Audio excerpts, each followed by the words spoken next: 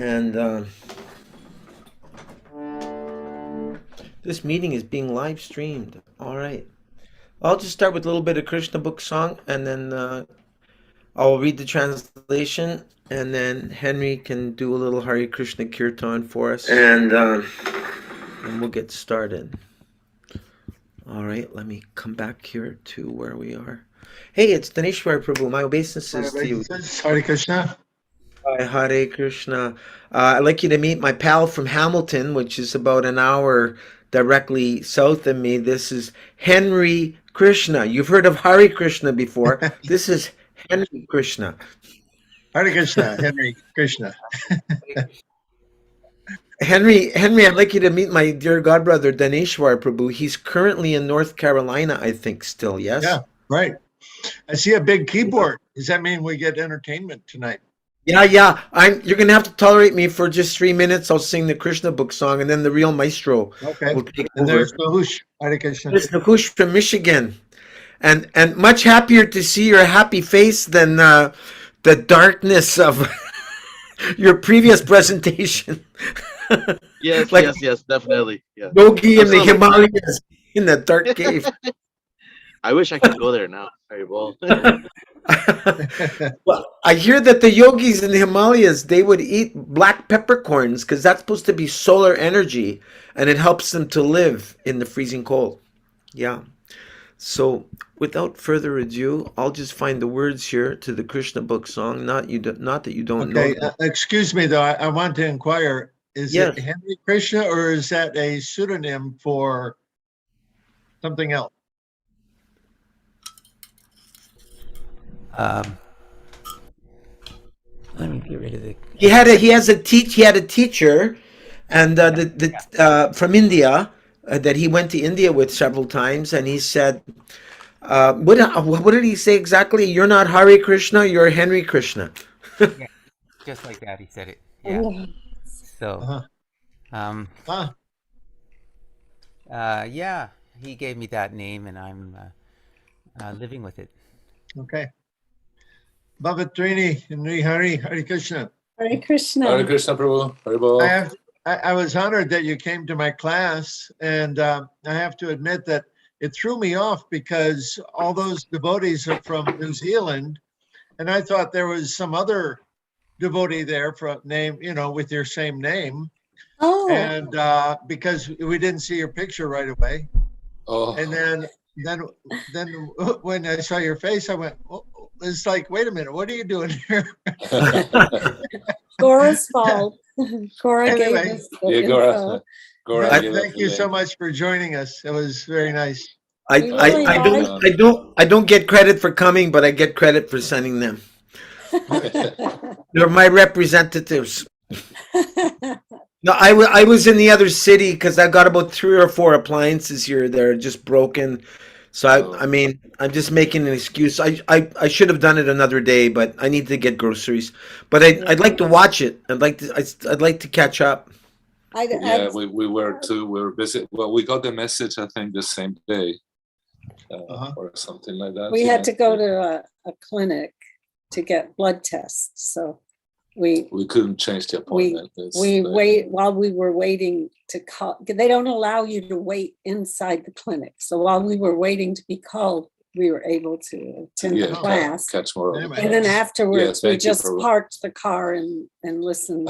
I hope you found it edifying. Well, the Yes. beginning was, we didn't get to see the end because we had to go really into the enjoy clinic. your analysis of Bhagavad Gita. Yeah, how to study the Bhagavad Gita, or how to divide it. Study. Yeah, to divide it into Krishna's Lessons. first lesson, second lesson. That was Yeah. really, after, over 50 years, I finally can make sense of how to look at the Bhagavad Gita. Wow, it sounds like I missed out a lot. Will you send me the link, Daneshwar Prabhu? I'll watch it tonight. Yeah. Okay. Yeah. I've got it. Yeah. Right. Yeah, I don't want There's, it's basically I gave my same introductory class that I give everywhere on that subject. By my opinion, I've given better classes, but Anyway, yeah, I'll send you a link. And then on my YouTube channel there, I think there may be 2 or 3 almost of the same lecture. Your link, your YouTube link is just Daneshwar Das? I believe so. Yeah. Oh, I've got a couple of them, but it's on that one. Yeah. I'd lift it Okay. up higher. All right, I'm just going to sing the Krishna book song so Henry can do a little kirtan, and then we'll. I've got a slideshow prepared, but I think I'm going to take a little bit of inspiration from Dineshwar Prabhu, because he was saying sometimes while showing the slides while we're reading that it may take away from the focus of the reading. So I thought maybe tonight what I would try to do is after we've done all the reading, then I would show a few slides. Is that Oh, a good idea? Okay. yeah, then it'll Sure. be like a slideshow. Yeah, just as a recap. As a recap. Yeah. Yeah. Okay. Okay, I like- great. So let me Okay, just Maestro, find take it away. the Krishna book song here. I'll Just just do getting a bit better of and better. this. Krishna, Krishna. Oh, so if you're gonna sing along, yeah, You. okay. Then I'll listen to you and I'll accompany you. But everyone has to sing along with somebody else. Like you all have to coordinate yourselves with one person, and I'll back you up. But it can't be all random voices, otherwise it's not going to work. Do you know what I'm saying? Does that make Okay. sense? Yeah. Or that- You mean we're going to repeat when you sing it? Then if we'll you do repeat, yeah, I mean, SMS. either you go on mute or you all have to sing in the same unison. Otherwise, it's a big mess. It's a big mess. We're I gonna don't go think it's on possible mute. for Zoom, Okay. so we're gonna mute it. Okay. Krishna, Krishna, Krishna, Krishna. Krishna, Krishna, Krishna, hey. Krishna, Krishna, Krishna, Krishna. Krishna, Krishna, Krishna, hey. Krishna, Krishna, Krishna, Krishna. Krishna, Krishna, Rakshamam. Krishna, Krishna, Krishna, Krishna. Krishna, Krishna, Rakshamam. Krishna, Krishna, Krishna, Krishna. Krishna, Krishna, Pahimam. Krishna, Krishna, Krishna, Krishna.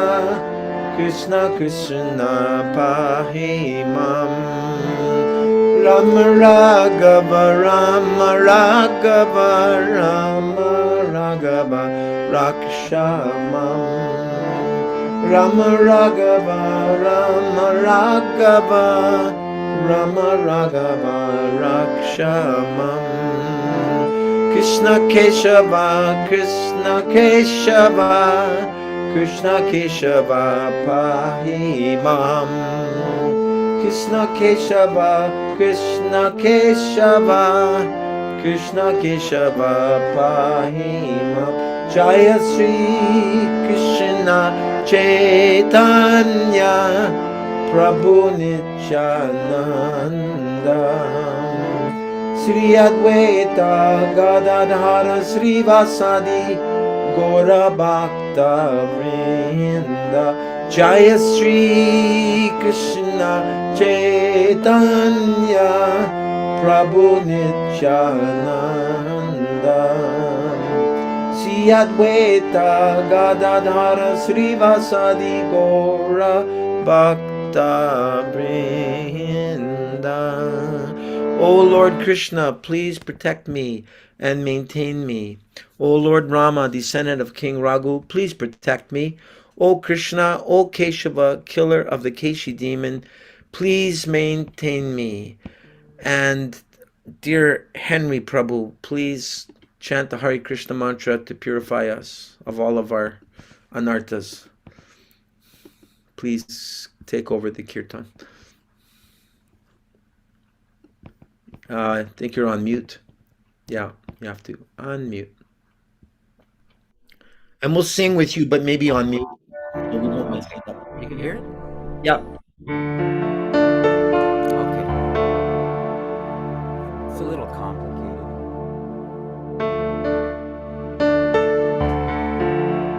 Hare Krishna, Hare Krishna, Hare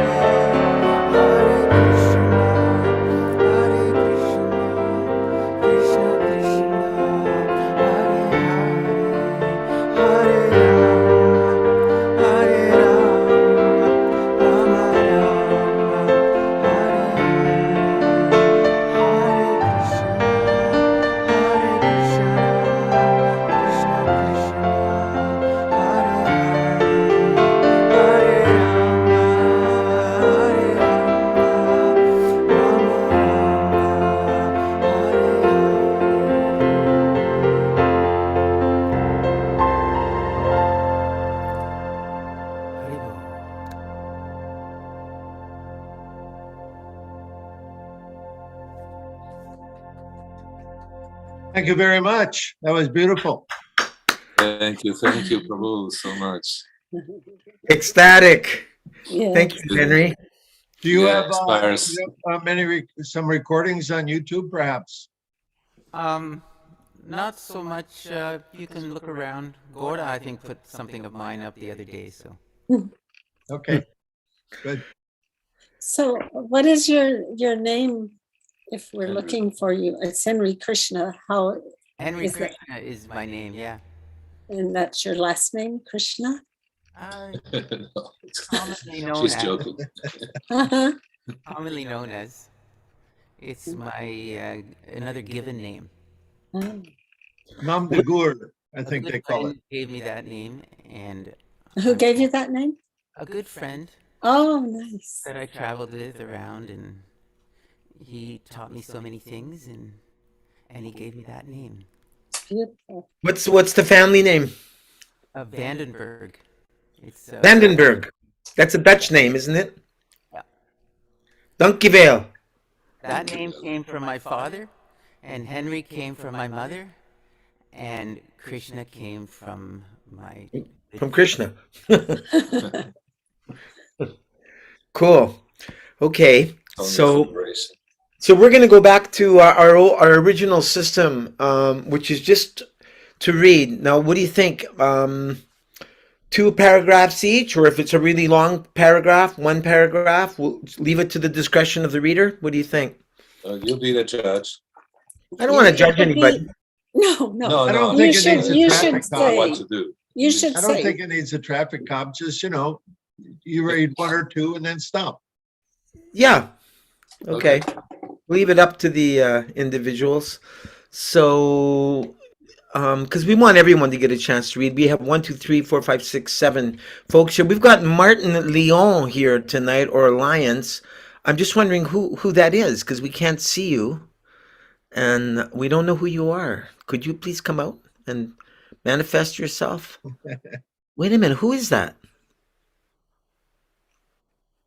We can't hear you. You're on mute. It's not a Singha, Gaura. Hey, it's not a single Hari Bol, Bhavatri Ji, Hari Ji, Hari Krishna. How's your health? When are How's you your health? building my house in Vrindavan? Well, I'm in the COVID blues right now, but Oh, I'm so Oh. sorry. Get better soon. pretty common. Hearing about Krishna erecting his Dwaraka fort is one of the best medicines for COVID. There you go. So we'll have Krishna build a house. There you go. All right. I know you're doing all the good stuff. If you feel strong enough to read, you'll have a turn. Oh, is that all right? Yeah. Okay. So here's the book. Krishna erects the Dwaraka fort. All right, chapter 49. Krishna erects the Dwaraka fort. After his death, Kamsa's 2 wives became widows. According to explanation, a woman is never independent. She has 3 stages of life. In childhood, a woman should live under the protection of her father. A youthful woman should live under the protection of her young husband. And in the event of the death of her husband, she should live either under the protection of her grown-up children, or if she has no grown-up children, she must go back to her father and live as a widow under his protection. It appears that Kansa had no grown-up sons. After becoming widows, his wives returned to the shelter of their father. Kamsa had 2 queens. One was Asti and the other Prapti, and both happened to be the daughters of King Jarasunda. The Lord, yeah, not a very good birth. And both happened to be, yes, okay, both daughters of King Jarasunda, the Lord of the Bihar province. Oh, that's where Shikarani, oh, and Srila Narayana is from there, and Shikarani is from there too. Oh, okay. Known in those days as Magad Araj. After reaching home, both queens explained their awkward position following Kamsa's death. husband. The king of Magadha, Jarasunda, was mortified on hearing their pitiable condition due to the slaughter. When informed of the death of Kams, Jarasunda decided on the spot that he would rid the world of all the members of the Yadu dynasty. He decided that since Krishna had killed Kams, the whole dynasty of the Yadus should be killed. And in my row here, after me reading, is Henry, then Daneshvar, then Bhavatrini Nirhari. That's the order I have. So Henry, your turn to read a paragraph or two, as you like. Okay.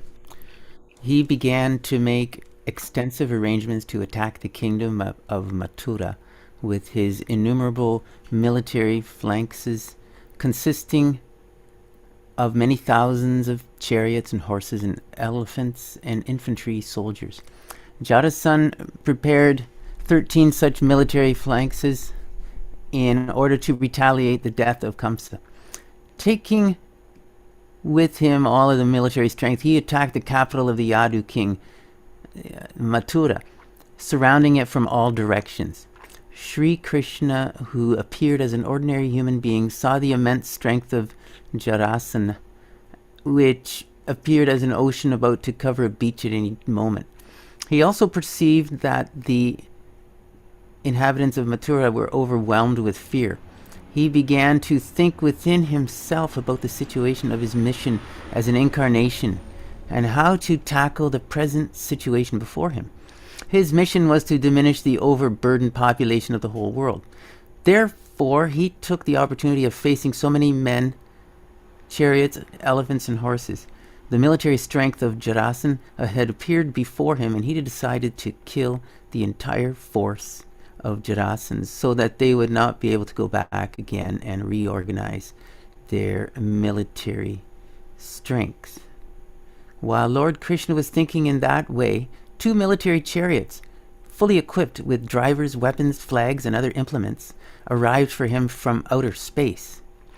Krishna saw the 2 chariots present before him and immediately addressed his attendant brother, Balaram, also known as Shankarsana. My dear elder brother, you are the best among the Aryans. You are the Lord of the universe, and specifically you are the protector of the Yadu dynasty. The members of the Yadu dynasty sense great danger before the soldiers of Jarasunda, and they are very much aggrieved. Just to give them protection, your chariot is also here, filled with military weapons. I request you to sit down on your chariot and kill all these soldiers, the entire military strength of your enemy. Naturally, both of us have descended on this earth just to annihilate such unnecessary bellicose forces and to give protection to the pious devotees. So we have the opportunity to fulfill our mission. Please let us execute it. Thus Krishna and Balaram, the descendants of the Gadadha king, decided to annihilate 13 military companies of Jarasunda. Daneshvar Prabhu. Krishna went upon the chariot on which Dwaraka was the driver, and with a small army and to the blowing of conch shells, he came out of the city of Mathura. Curiously enough, although the other party was equipped with greater military strength, just after hearing the vibration of Krishna's conch shell, their hearts were shaken. When Jarasunda saw both Balaram and Krishna, he was a little bit compassionate because both Krishna and Balaram happened to be related to him as grandsons. He specifically addressed Krishna as Purushadam, meaning the lowest among men. Doesn't sound like compassion. Actually, Krishna is known in all Vedic literatures as Purushottama, the highest among men. Jarasunda had no intention of addressing Krishna as Purushottama, but great scholars have determined the true meaning of the word Purushadam to be, quote, one who makes all other personalities go downward. Actually, no one can be equal to or greater than the Supreme Personality of Godhead. Jarasunda said, "It will be a great dishonor for me to fight with boys like Krishna and Balaram." Because Krishna had killed Kamsa, Jarasunda specifically addressed him as the killer of his own relatives. Kamsa had killed so many of his own nephews, yet Jarasunda did not take notice of it. But because Krishna had killed his maternal uncle, Kamsa, Jarasunda tried to criticize him. That is the way of demonic dealing, like we're seeing today. Demons do not try to find their own faults, but try to find the faults of their friends. Jarasunda also criticized Krishna for not being a Kshatriya. Because he was raised by Maharaj Nanda, Krishna was not a Kshatriya, but a Vaishya. Vaishyas are generally called Guptas, and the word Gupta can also be used to mean hidden. So Krishna was both hidden and raised by Nanda Maharaj. Jarasunda accused Krishna of 3 faults: that he killed his own maternal uncle, that he was hidden in his childhood, and that he was not even a Kshatriya. And therefore, Jarasunda felt ashamed to fight with him. Bhavatrini Hari.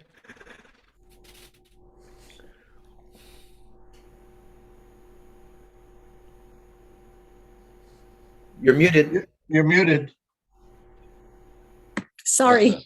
Next, he turned toward Balaram and addressed him. You, Balaram, if you like, you can fight along with him. And if you have patience, then you can wait to be killed by my arrows. Thus you can be promoted to heaven. It is stated in the Bhagavad Gita that a Kshatriya can become benefited in 2 ways while fighting. If a Kshatriya gains victory in the fight, he enjoys the results of victory. But even if he is killed in the fight, he is promoted to the heavenly kingdom. After hearing Jarasunda speak in that way, Krishna answered, "My dear King Jarasunda, those who are heroes do not talk much. Rather, they show their prowess. Because you are talking much, it appears that you are assured of your death in this battle. We do not care to hear you anymore because it is useless to hear the words of a person who is going to die or one who is very distressed." End of quote. That's interesting. Words of the person is going to die. In order to fight with Krishna, Jarasunda surrounded him from all sides with great military strength, and the sun appeared covered by the cloudy air and dust. Similarly, Krishna, the supreme sun, was covered by the military strength of Jarasunda. Krishna's and Balaram's chariots were marked with pictures of Garuda and palm trees. The women of Mathura were all standing on the tops of the houses and palaces and gates to see the wonderful fight. But when Krishna's chariot was surrounded by Jarasunda's military force, they became so frightened that some of them fainted. Krishna saw himself overwhelmed by the military strength of Jarasunda. His small number of soldiers were being harassed by them. So he immediately took up his bow named Sharinga.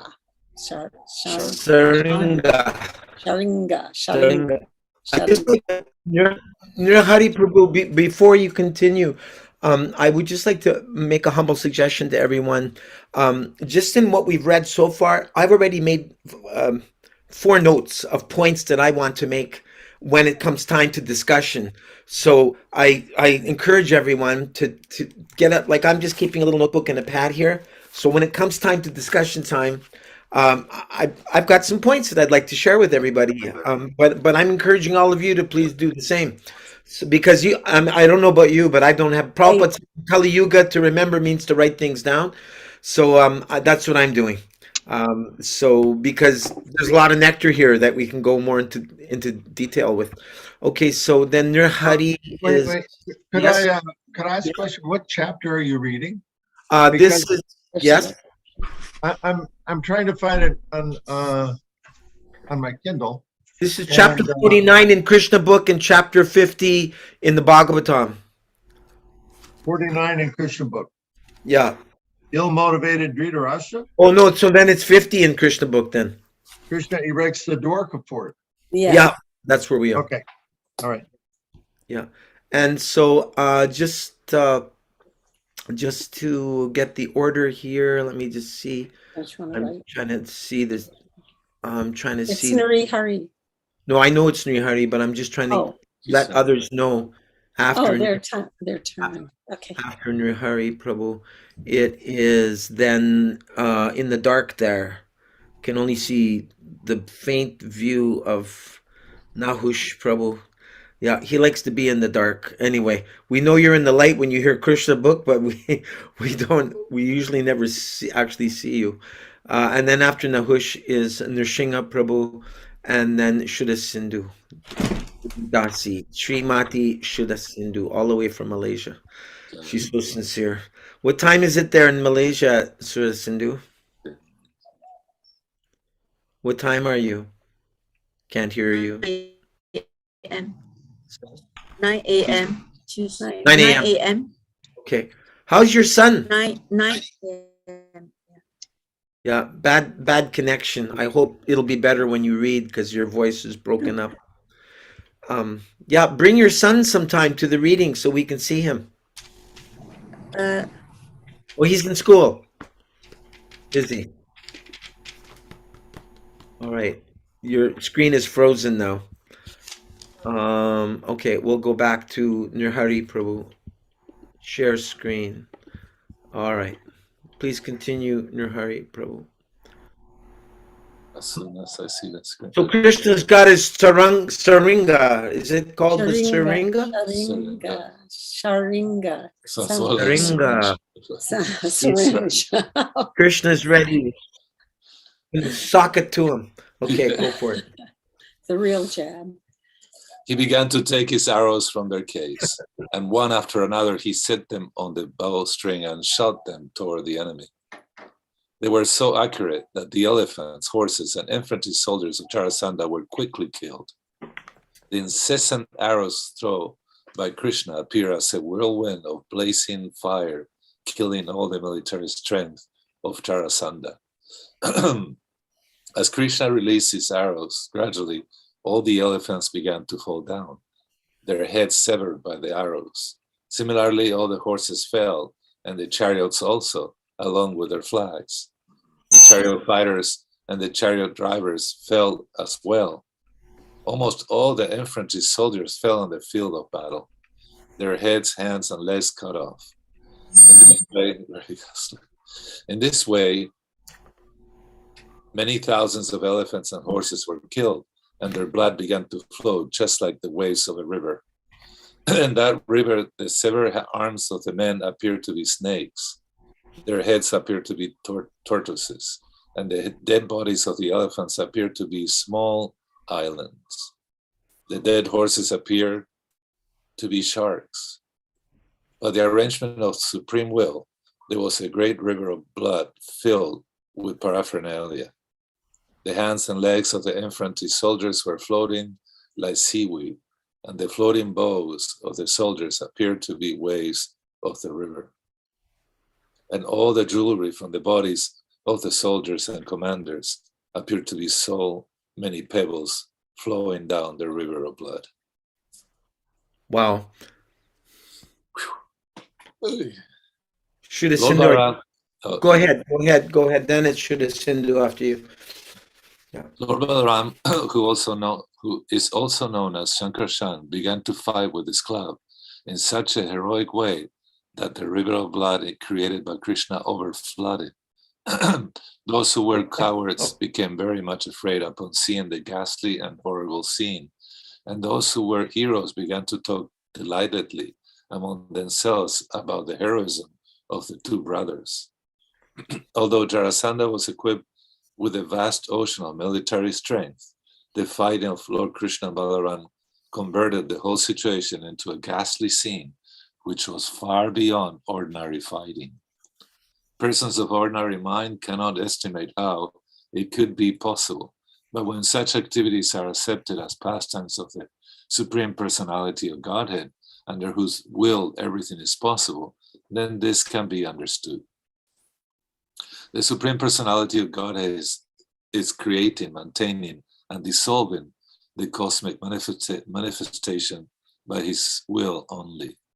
For him to create such a vast scene of devastation while fighting with an enemy is not so wonderful. And yet, because Krishna and Balaram were fighting with Jarasandha, just ordinary human beings, the affair appeared to be wonderful. Wow. Should a Sindhu, please?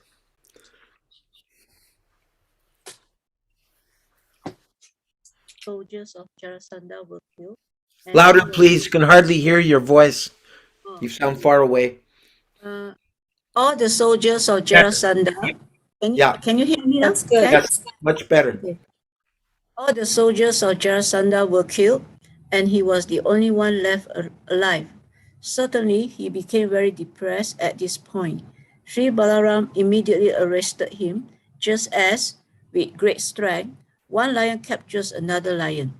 But while Lord Balaram was binding Jarasandha with the rope of Varuna and ordinary ropes also, Lord Krishna, with a greater plan in mind for the future, asked him not to arrest him. Jarasandha was then released by Krishna. As a great fighting hero, Jarasandha became very much ashamed, and he decided that he would no longer live as a king, but would resign from his position in the royal order and go to the forest to practice meditation under severe austerities and penances. As he was returning home with other royal friends, however, they advised him not to retire, but to regain strength to fight again with Krishna in the near future.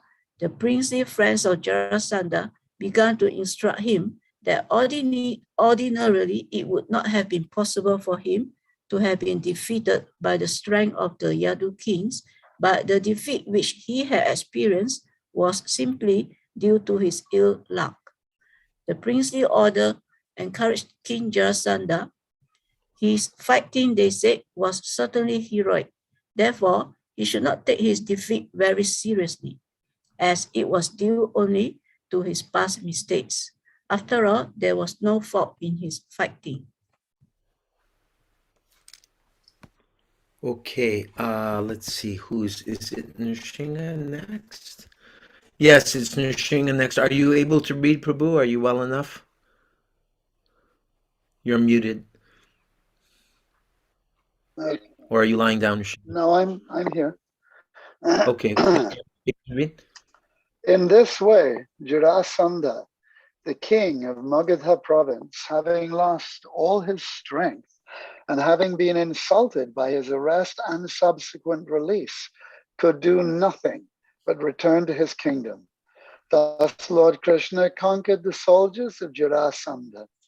Although Krishna's army was tiny in comparison to Jarasandha's, not a pinch of his strength was lost, whereas all of Jarasandha's men were killed. At that time, the denizens of heaven became very pleased and began to offer their respects by chanting in glorification of the Lord and by showering with flowers. They accepted the victory with great appreciation. Jarasandha returned to his kingdom, and Mathura city was made safe from the danger of an imminent attack. The citizens of Mathura organized the combined services of a circus of professional singers like sutas, magdas, and poets who could compose nice songs. And they began to chant the victory glorification of Lord Krishna.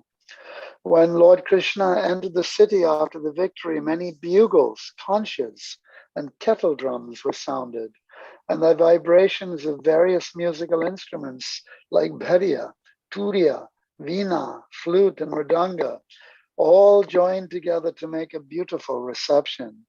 While Krishna was entering, the whole city was very much cleansed. All the different streets and roads were sprinkled with water, and the inhabitants, being joyous, decorated their respective houses, roads, and shops with flags and festoons. The Brahmanas chanted Vedic mantras at numerous places. The people constructed road crossings, entrances, lanes, and streets. When Lord Krishna was entering the nicely decorated city of Mathura in a festive attitude, the ladies and girls of Mathura prepared different kinds of flower garlands to make the ceremony more auspicious. In accordance with the Vedic custom, they took yogurt mixed with freshly grown green grass and began to strew it here and there to make the victory jubilation even more auspicious. As Krishna passed through the street, all the ladies and women began to regard him with great affection. Krishna and Balaram carried various kinds of booty, ornaments, and jewels carefully collected from the battlefield and presented them to King Ugrasen. Krishna thus offered his respect to his grandfather because he was at that time the crowned king of the Jadu dynasty. Nahush Prabhu? I'll pass, Prabhu, for today. Oh, okay. Then I think you're the last one, and then it comes back to me. Let me just have a look here. Yeah. Somehow or other, Daneshwar moved to the bottom here. I don't know why that happened. Okay. Anyway, it's me, and then Henry, and then we'll do the same as we did before. Then Daneshwar. Okay. Jarasunda, the king of Magadha, not only besieged the city of Mathura once, but he attacked it 17 times in the same way, equipped with the same number of military phalanxes. Each and every time he was defeated, and all his soldiers were killed by Krishna, and each time he had to return disappointed in the same way. Each time, the princely order of the Yadu dynasty arrested Jarasunda in the same way, and again released him in an insulting manner. And each time, Jarasunda shamelessly returned home. While Jarasunda was attempting one such attack, a Yavana king somewhere to the south of Mathura became attracted by the opulence of the Yadu dynasty and also attacked the city. It is said that the king of the Yavanas, known as Kalayavana, was induced to attack by Narada. This story is narrated in the Vishnu Purana. Once, Gargamuni, the priest of the Yadu dynasty, was taunted by his brother-in-law. When the kings of the Yadu dynasty heard the taunt, they laughed at him. And Gargamuni became angry at the Yadu kings. He decided that he would produce someone who would be very fearful to the Yadu dynasty. So he pleased Lord Shiva and received from him the benediction of a son. He begot this son, Kalayavana, in the wife of a Yavana king. This Kalayavan inquired from Narada, "Who are the most powerful kings in the world?" Narada informed him that the Yadus were the most powerful. Being thus informed by Narada, Kalayavan attacked the city of Mathura at the same time that Jarasunda attempted to attack it for the 8th time. Kalayavan was very anxious to declare war on a king of the world who would be a suitable combatant for him, but he had not found any. However, being informed about Mathura by Narada, he thought it wise to attack this city. When he attacked Mathura, he brought with him 30 million Yavana soldiers. When Mathura was thus besieged, Lord Sri Krishna began to consider how much the Yadu dynasty was in distress. Being threatened by the attacks of two formidable enemies, Jarasunda and Kalayavan, time was growing very short. Kalayavan was already besieging Mathura from all sides, and it was expected that the next day Jarasunda would also come, equipped with the same number of divisions of soldiers as in his previous 17 attempts. Krishna was certain that Jarasunda would take advantage of the opportunity to capture Mathura when it was also being besieged by Kalayavan. He therefore thought it wise to have precautionary measures to defend the strategic points of Mathura. If both Krishna and Balaram were engaged in fighting with Kalayavan at one place, Jarasunda might come at another place to attack the whole Yadu family and take his revenge. Jarasunda was very powerful, and having been defeated 17 times, he might vengefully kill the members of the Yadu family or arrest them and take them to his kingdom. Krishna therefore decided to construct a formidable fort in a place where no two-legged animal, either man or demon, could enter. He decided to keep his relatives there so that he would then be free to fight with the enemy. It appears that formerly Dwarka was also part of the kingdom of Mathura, because in the Srimad Bhagavatam it is stated that Krishna constructed a fort in the midst of the sea. Remnants of the fort which Krishna constructed are still existing on the Bay of Dwarka. Henry Prabhu.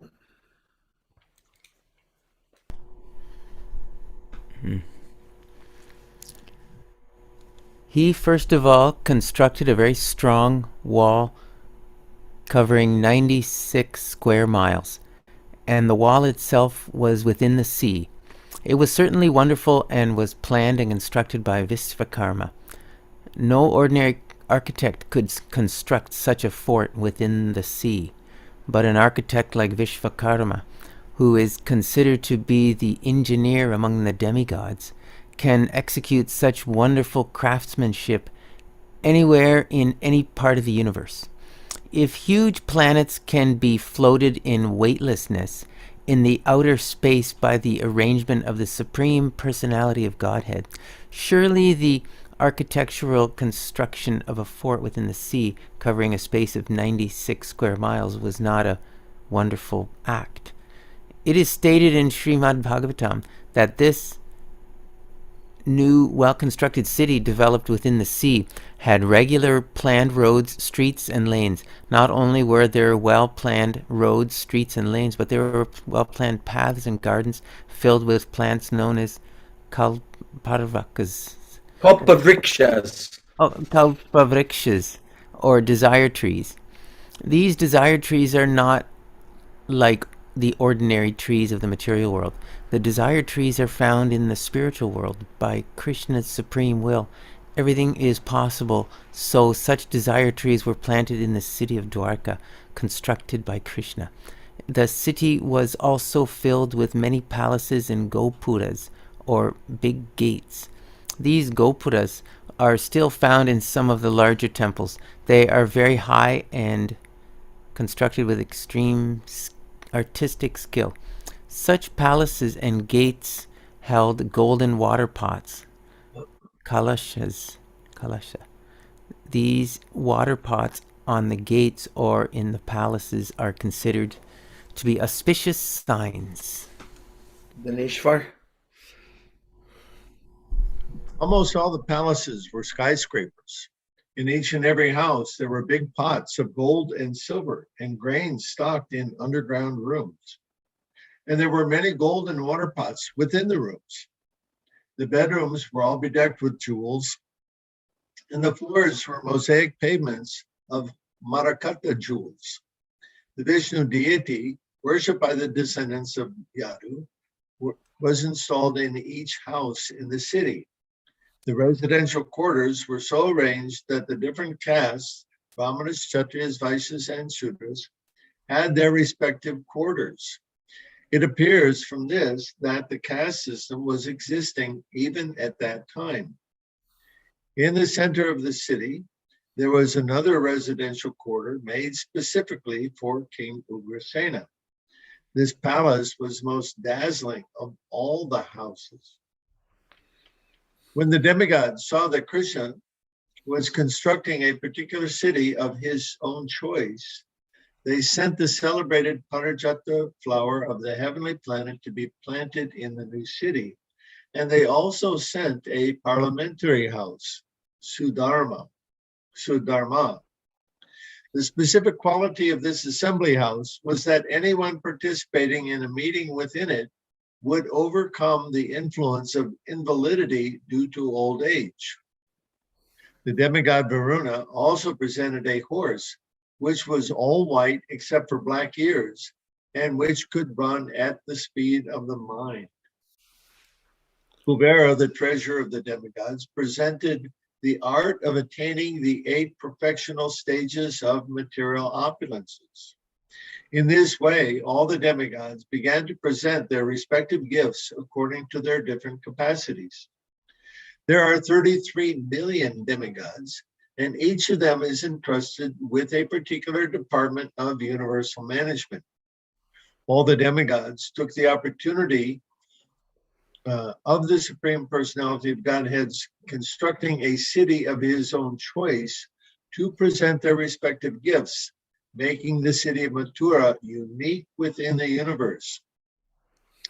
This proves that there are undoubtedly innumerable demigods, but none of them are independent of Krishna.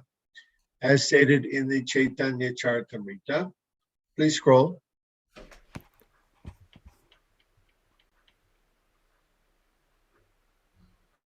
Krishna is the Supreme Master, and all others are servants. So all the servants took the opportunity of rendering service to Krishna when he was personally present within this universe. This example should be followed by all, especially those who are Krishna conscious, for they should serve Krishna by their respective abilities.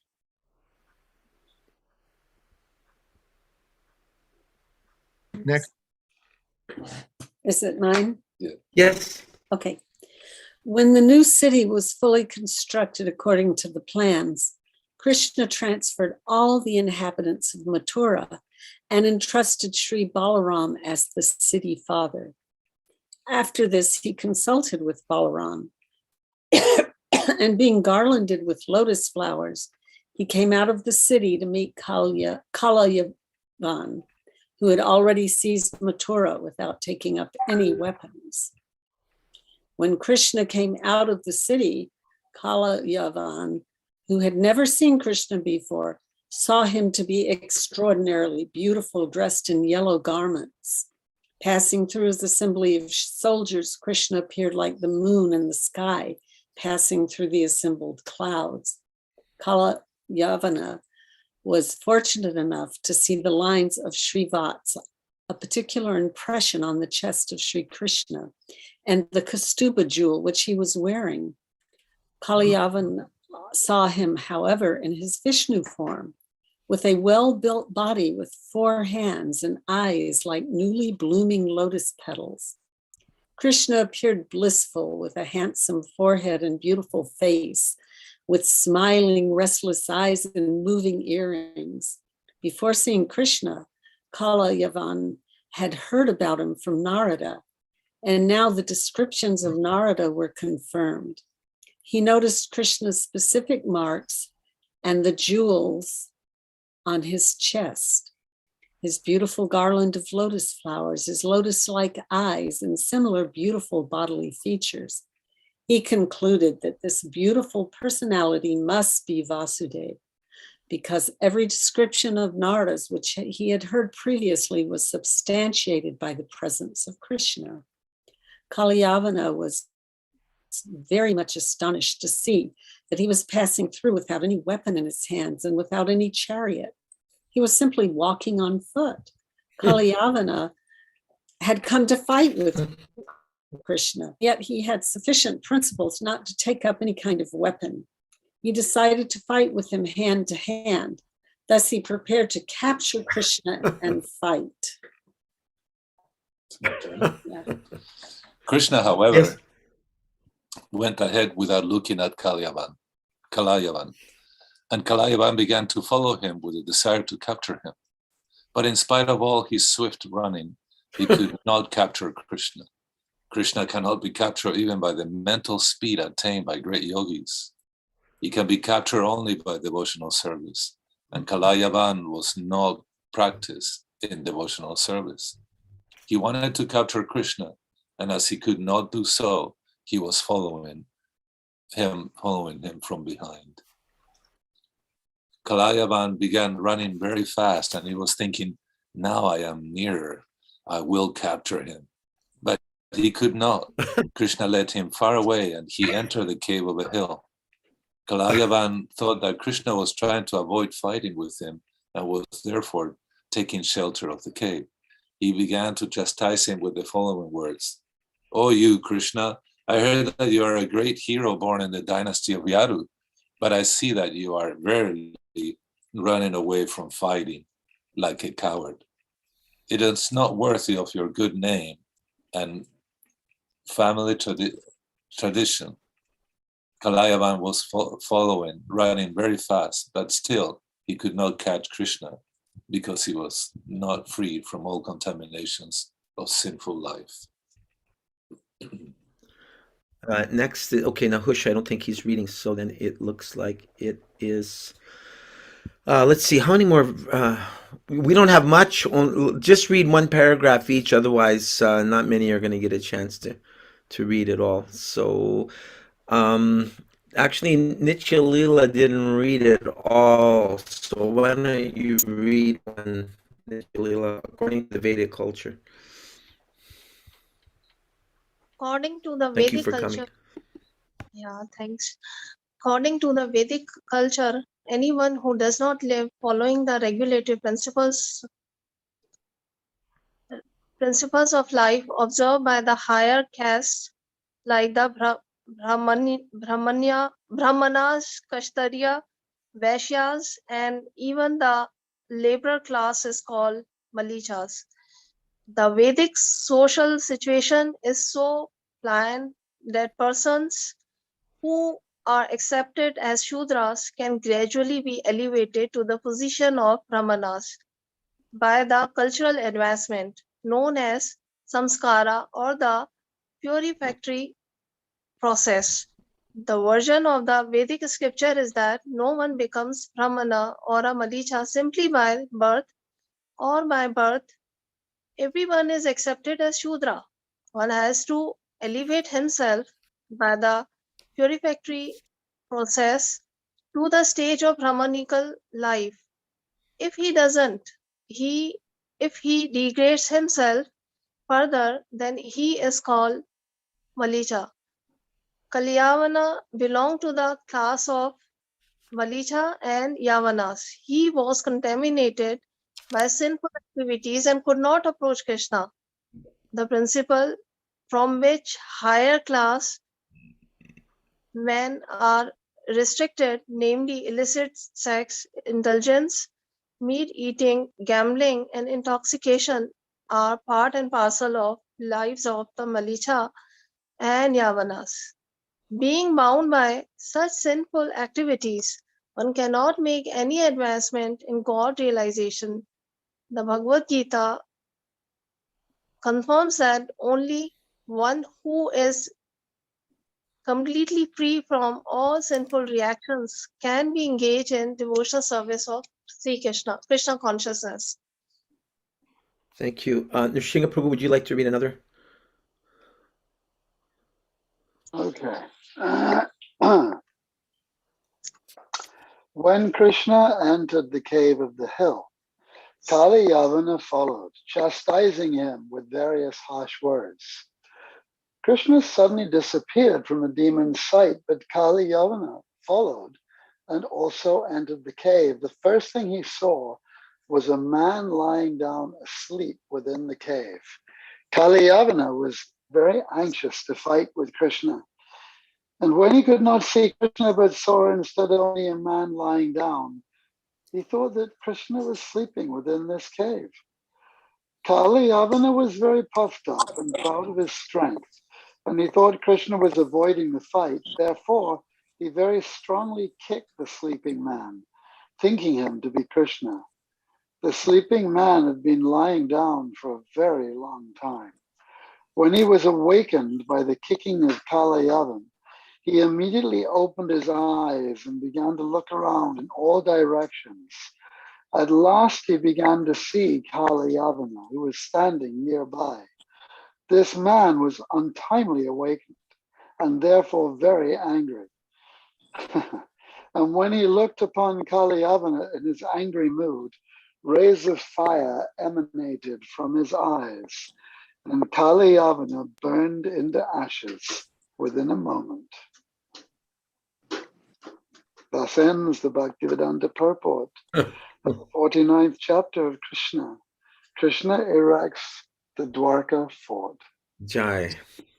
So I personally have 15 comments and questions to make, but I don't want to, I want to facilitate everybody else. Some of my questions are to the other devotees, but why don't we use the raising the hand method, which Mahabodhi Prabhu introduced us to. If we look at the bottom of the page, for anyone's not familiar, there's a little emoticon sign that says reactions.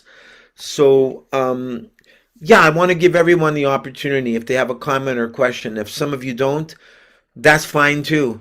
Oh, good. Sikarani has finally arrived. Sikarani, welcome. Yeah, we were just hearing. I think we were hearing that Magadha was Bihar, correct? Yeah, Yeah, capital of Bihar. that's so Jarasunda came from there, and so did Srila Narayan Maharaj. They both came from your place. Did you know Right. that? Did you know that, Sikarani? Okay, now you know. Okay, I saw Bhavatrini's hand go up first, and then Daneshwar Prabhu, and then I'll make a comment after they do. Go ahead, Bhavatrini, then Daneshwar after they're done. Well, actually, Nuri Hari, Okay. I only have one question, two actually. And Who were the princes and the members of the royal order that were with Jarasunda if his whole army was killed? Were they just spectators that were friends of Jarasunda? Because they all went back to his kingdom with him and told him he fought very well and he should continue to fight. But it says his entire army was killed. Does anyone know? Daneshwar, do you know? Nishinga, do you know? I don't know. Okay. Okay. And then my other question is the musical instruments, the virya and the turya. Does anyone know what those are? That was one of my questions too. Okay. I don't know. What are the musical instruments, Mataji? One's called a virya, Bherya, and the other one's called a turya, Turya. Oh my God, I don't know.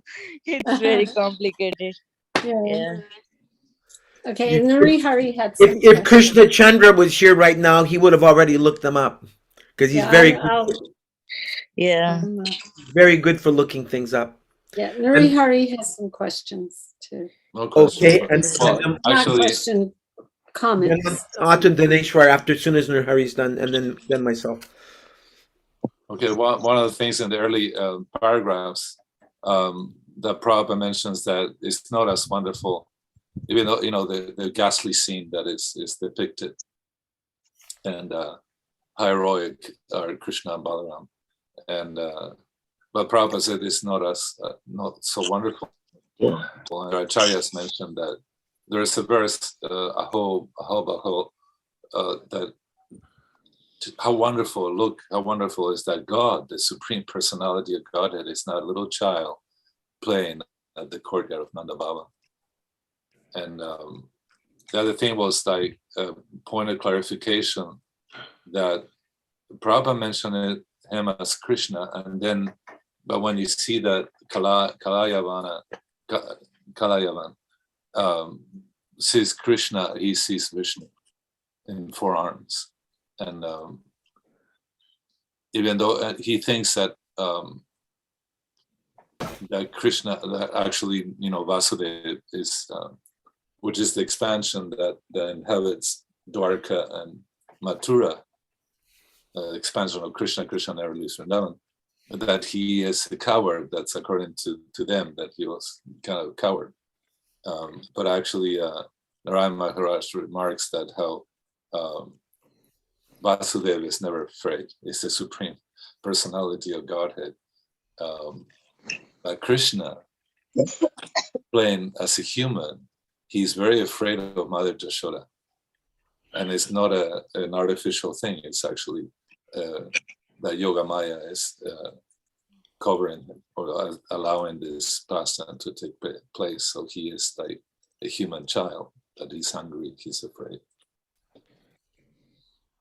The Thank other you. thing the funny thing was also, this is where I got one time, Prabhupada was coming to San Diego and we didn't have any place to put him. So I told Chaitirtha, I said, I live about a half a block away. I have my house. I just painted. It was just like, it was perfect, very clean. And anyhow, he said, yeah, it's a good idea. So we proceeded to read everything we could, how to welcome such a great personality like Srila Prabhupada. And those one of the things that we saw was clumps of yogurt mixed with grass, fresh grass. And so there was a little walkway from the sidewalk to the house. It was like what do you call those? An apartment, flat, Duplex. A duplex. And so I spread the yogurt all over the walkway with grass mixing it. And when Prabhupada came, he was looking at it and avoiding it, going around and looking, what is this? We did the same thing in Honolulu with Sudama Maharaj. And somebody else was telling us they did that recently for Prabhupada. And no one ever said he appreciated it. He always looked like askance at it. Like, what? Like a what? Like he always looked at it like, what is this? Okay. He never said anything. So that's and then one of the features is the opulence of the Lord Ashwarya. There's no one that has those 6 opulences to the max, and that's Krishna. So to those who don't know, I think Marakata tiles were actually, Marakata means emerald. So imagine the opulence. Oh, they had emerald tiles? Yeah, the floors were done with tiles of Marakata. And I was wondering what that was. Thank you. Yeah, and the other thing is that you look at that decades before anybody talked, because this is kind of the just releasing that Dwarka, the ruins of Dwarka are in Dwarka Bay. Prabhupada mentions it, so I thought that was Yes. Very good. So you've just made 8 points between the two of you, and that's fantastic, and they're wonderful. I got a slideshow waiting also after this is all over, or we'll have to wait till next week if you want. It doesn't matter. I don't want to inhibit anyone. I want to actually foster discussion. But Rami, so that was great. Thank you so much. Daneshwar Prabhu, you have something you'd like to share? Yeah. Well, there's a number of comments and then a few questions. So the first comment is that when Krishna came out and blew his conch shell, that just like at the Battle of Kurukshetra, it struck fear in the hearts of the enemy. And, the conch shell is such an amazing, it creates such an amazing vibration that we see, in my experience, whenever the conch shell is blown, it defeats all other sound vibration.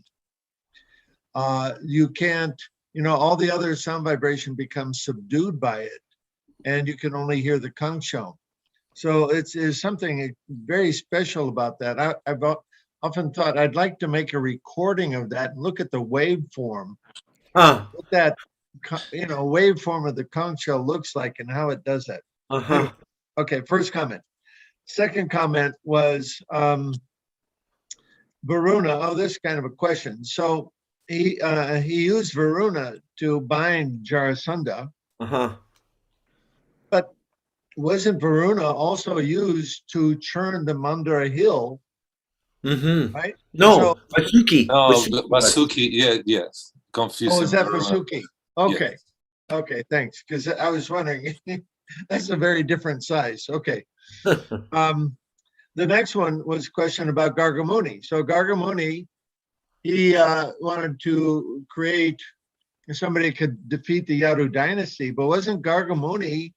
He was the priest for the name-giving ceremony for Krishna, wasn't he? Or do I remember that? Yeah, that's correct. Yeah. So can anybody explain that? Maybe Sikarani, you understand that history more from some Purana or something? About Gargamuni? Yeah. Not that I remember.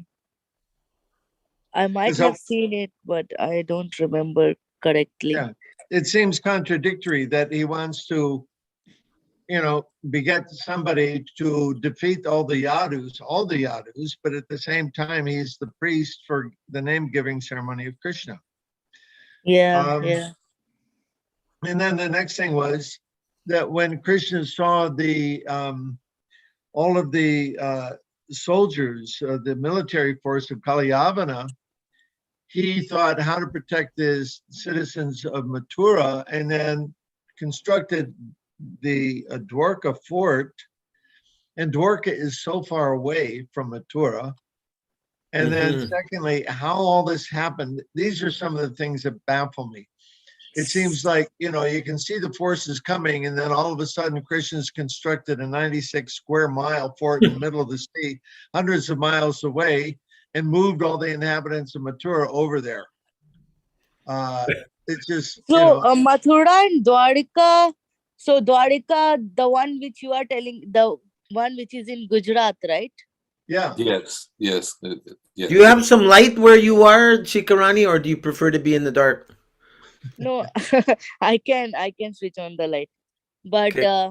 yeah, that I think I also have thought about this a lot. Like Dwaraka and Mathura are really far, but not sure what was the exact reason for that. But The exact reason for what? Why? So Prabhu is asking, right? Why did he create Well, Dwaraka so not far why from he Mathura? created, but how he created it so quickly, right, and moved everybody before Kalyavana could attack Mathura. Yes, it said he did it overnight. Agatana, he can do the possible, impossible, and impossible. Sure. Let Nrsimha speak for a second. He was trying to say something, please. Yeah, it's just described in Bhagavatam. It's described that he did it overnight. There's no question that this is not possible for Krishna. Right. It's just example. It's just one more nice example of something that Krishna can do. That he could transfer an entire city of people overnight into a completely new constructed city in the middle of the ocean. It has absolutely no material explanation. Right. Completely inconceivable. Sure. And that's what it is. I was just remarking about that. Not that I'm doubting that Krishna could do it, but it's just one of those things which is beyond our comprehension. And the other one is, and this is the last point that I'll make, the numbers in the battle. Right? So Kalyavana, he had 30 million soldiers, what to speak of Jarasunda, who had thousands and thousands. And so the logistics of all of that, just, that's what I think of. I'm an engineer. And so I think, okay, you're going to move an army of 30 million, you need, support of another 10 million, right? So all these numbers just blow my mind how this happens. And I find myself thinking, I want to be there and see how that's done. The mind of an engineer. This is, you can see when he's given by, what is it, Varuna, he gives him a horse that runs at the speed of mine. Right. That's the opulence of a demigod. So what to speak of the opulence of the Supreme Personality of Godhead? Right. We can't measure those things. I mean, if you Gurukula boys, here in our house, it was always, I've been in Kurukshetra. That place is not, it couldn't support millions and millions of, men and armies of around the world. And then, the same thing with Vrindavan, sometimes it's like places in between, like, the distance, in between places, and they're done daily by the gopis, like, when they do their things and their chores and their pastimes. So it is explained how he can expand those places. It's like a lotus flower in the case of Vrindavan. You can open and close. Open and close. So when those Gurukula boys could not accommodate how so many could have fought on the battlefield of Kurukshetra. Is that called what they call linear thinking? Yes.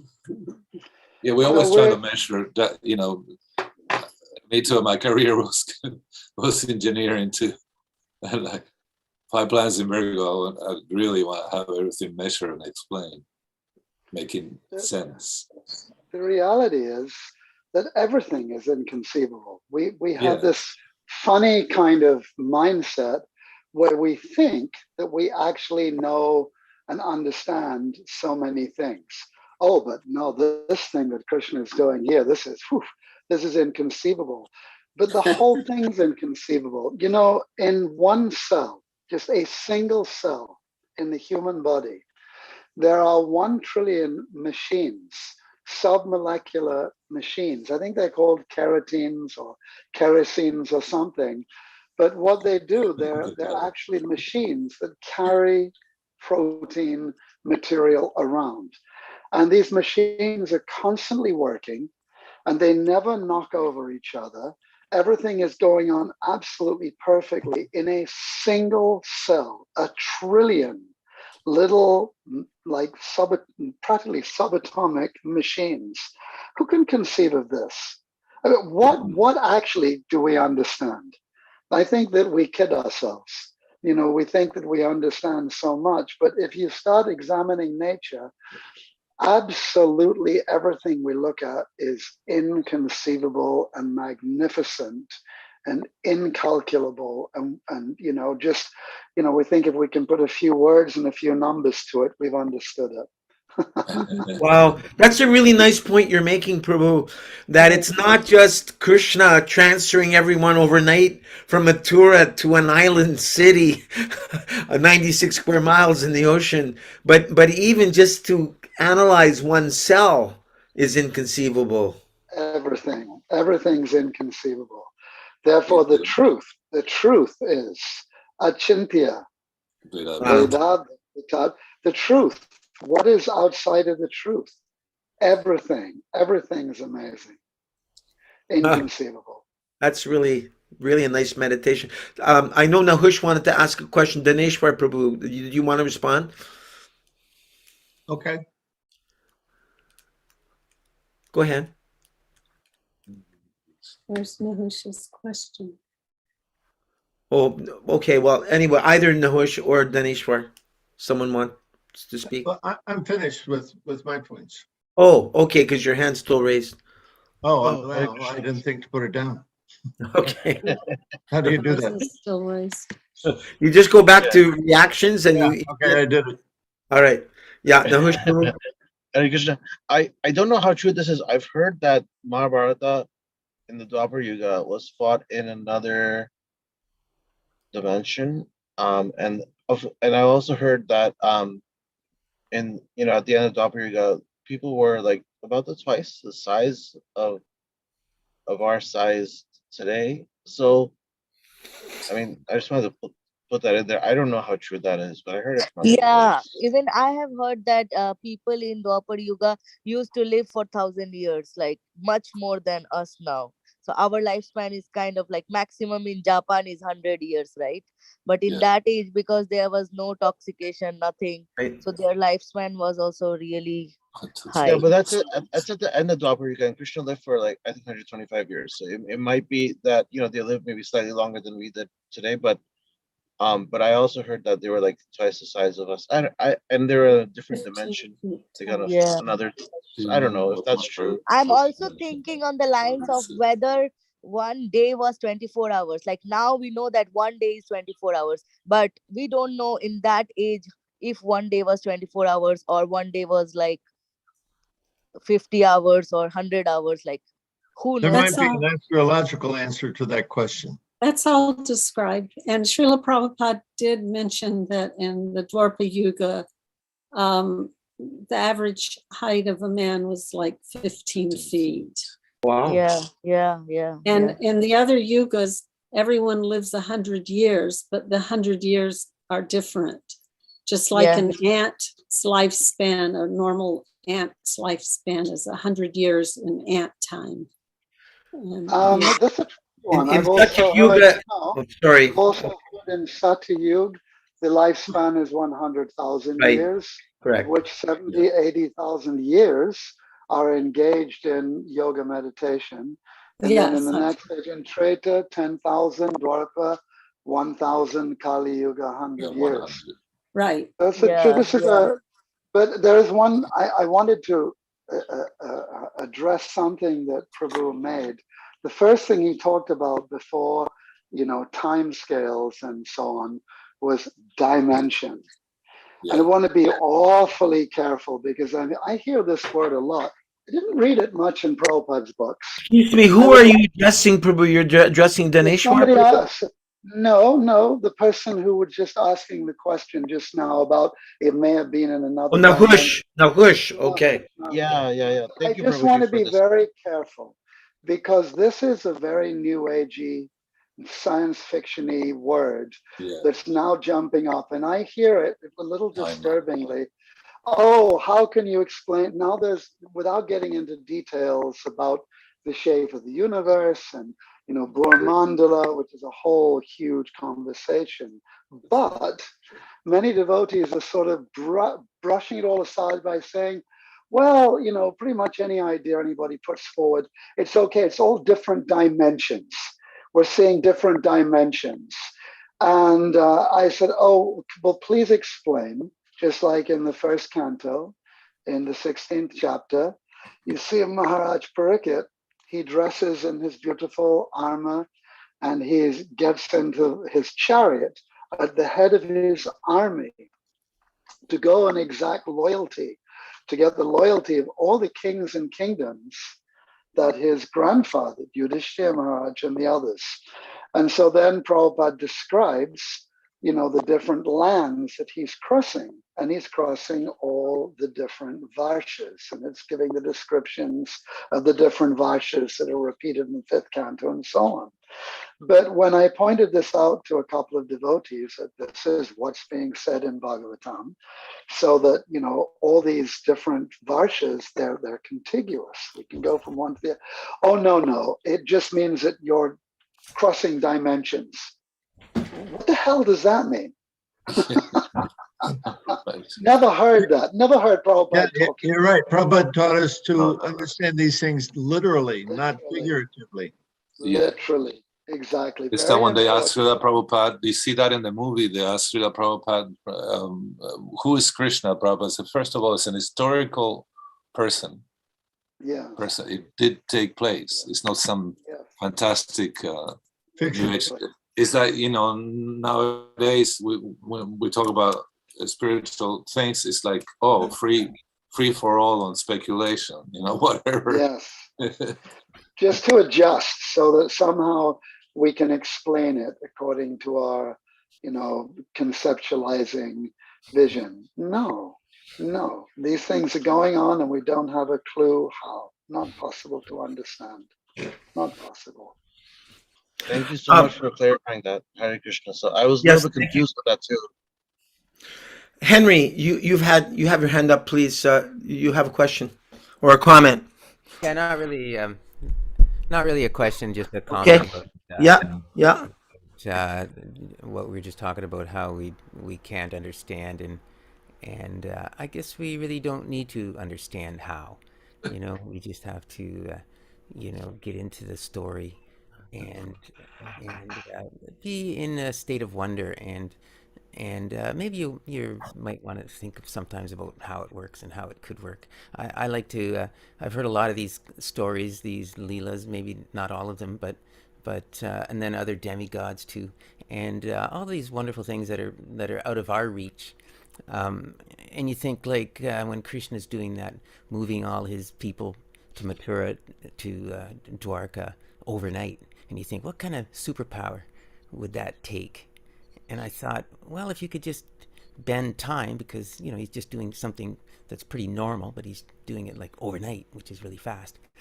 So and all of a sudden then it becomes possible, and you think, well, maybe I don't have that superpower, but at least I can call on Krishna if I'm really, really busy with something, and maybe I can just ask him to bend time a little bit for me. and make my life okay. And I remember a story of a devotee who was in that kind of mood, and anytime she had to get a lot of work done, she would take the clock on the wall and turn it around, and she would say, "Now it's Krishna time," and then proceed to do the work. And certainly it would get done on time. So there you go. Thank you. Unless anyone, okay, Shikarani, she looked up these musical instruments that you asked about earlier. Yeah, she said all she found was where it says it's a musical instrument. Yeah, Turiya was kind of a ward musical instrument, and Vedia was not found, but the closest was Vadya, which I found. That's more like a sitar, like Veena, sitar, like Saraswati. You have seen, right? Yes. She has one. So yeah, that's And the what one. is it, Turiya? You didn't say. So Turiya is a war musical instrument. You know, bugle. In the beginning of the war, they will do that kind of thing. Oh, okay. Yeah. Turiya is the bugle, and Da, da, da, da, da, da, da. and Yeah. Virya is the Veena. Yes, Veena. Yeah. Okay, cool. Okay, so I want to facilitate all of my prabhus here. So I just I want to see if anyone else has any comments or questions before I start asking mine. Anyone have anything they'd like to say, or shall I speak? Okay, I want to ask the ladies a question.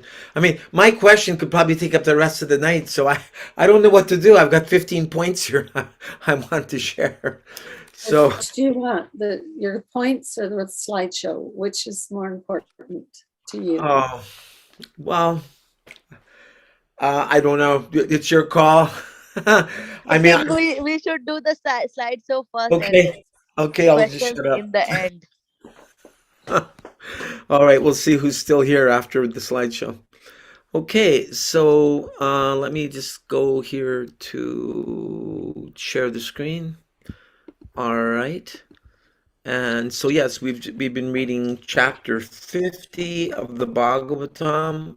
Krishna establishes the city of Dwarka, and that is what chapter is that in the Krishna book, Dineshwar Prabhu? Is that also chapter 50? No, chapter 49, I 50. think, isn't it? 50 it was. Oh, Yeah. okay. I And guess then it that depends chapter which. ran over into the next one, into 51. Okay. But Right. It's described in different ways. Like I've got 3 different volumes of the original Krishna book, and this is like, chapter 12 or something, part 2. Anyway, Krishna erects the Dwaraka fort.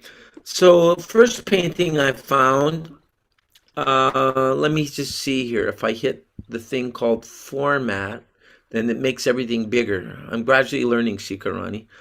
Hope that enlarges it for you. So with Yeah. Krishna and his yellow dhoti, do you see Krishna and his yellow dhoti at the left there? Yeah. Yeah. Balabhadra depicted 5 times. 1, 2. Balaram. Yeah, here he's called Balabhadra. Balabhadra. 1, That's 2, 3, 4, 5, depicted 5 times, speaking and fighting with King Jarasunda. The army at the right and several onlookers in the background, all surrounded by red and blue borders. Some figures, I guess here's the spectators here. Looks like, I don't want to speculate, looks like Lord Shiva's over here, but I don't want to speculate.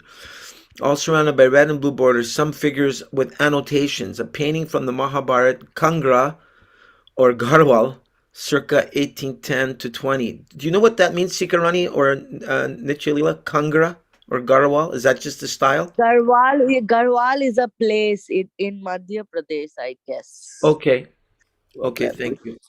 Okay, so that brings us to the next painting here. The large illustration comes from such a series created in the Punjab Hills, the state of Basoli. During the 3rd quarter of the 18th century, it depicts a battle between Balaram, Krishna's elder brother, and Jarasunda that took place after Krishna had abducted his future principal wife. We'll be reading that That's coming up in the future chapters. This is a Mughal style painting. This is done from 1526 to 1857. So I'm assuming that's Balaram there up on the top because he's whitish and he's got a crown on. And I'm assuming this is Jarasunda here on top of his elephant, if that's what he's on. Okay, so here's the actual painting from the Krishna book itself, the original art.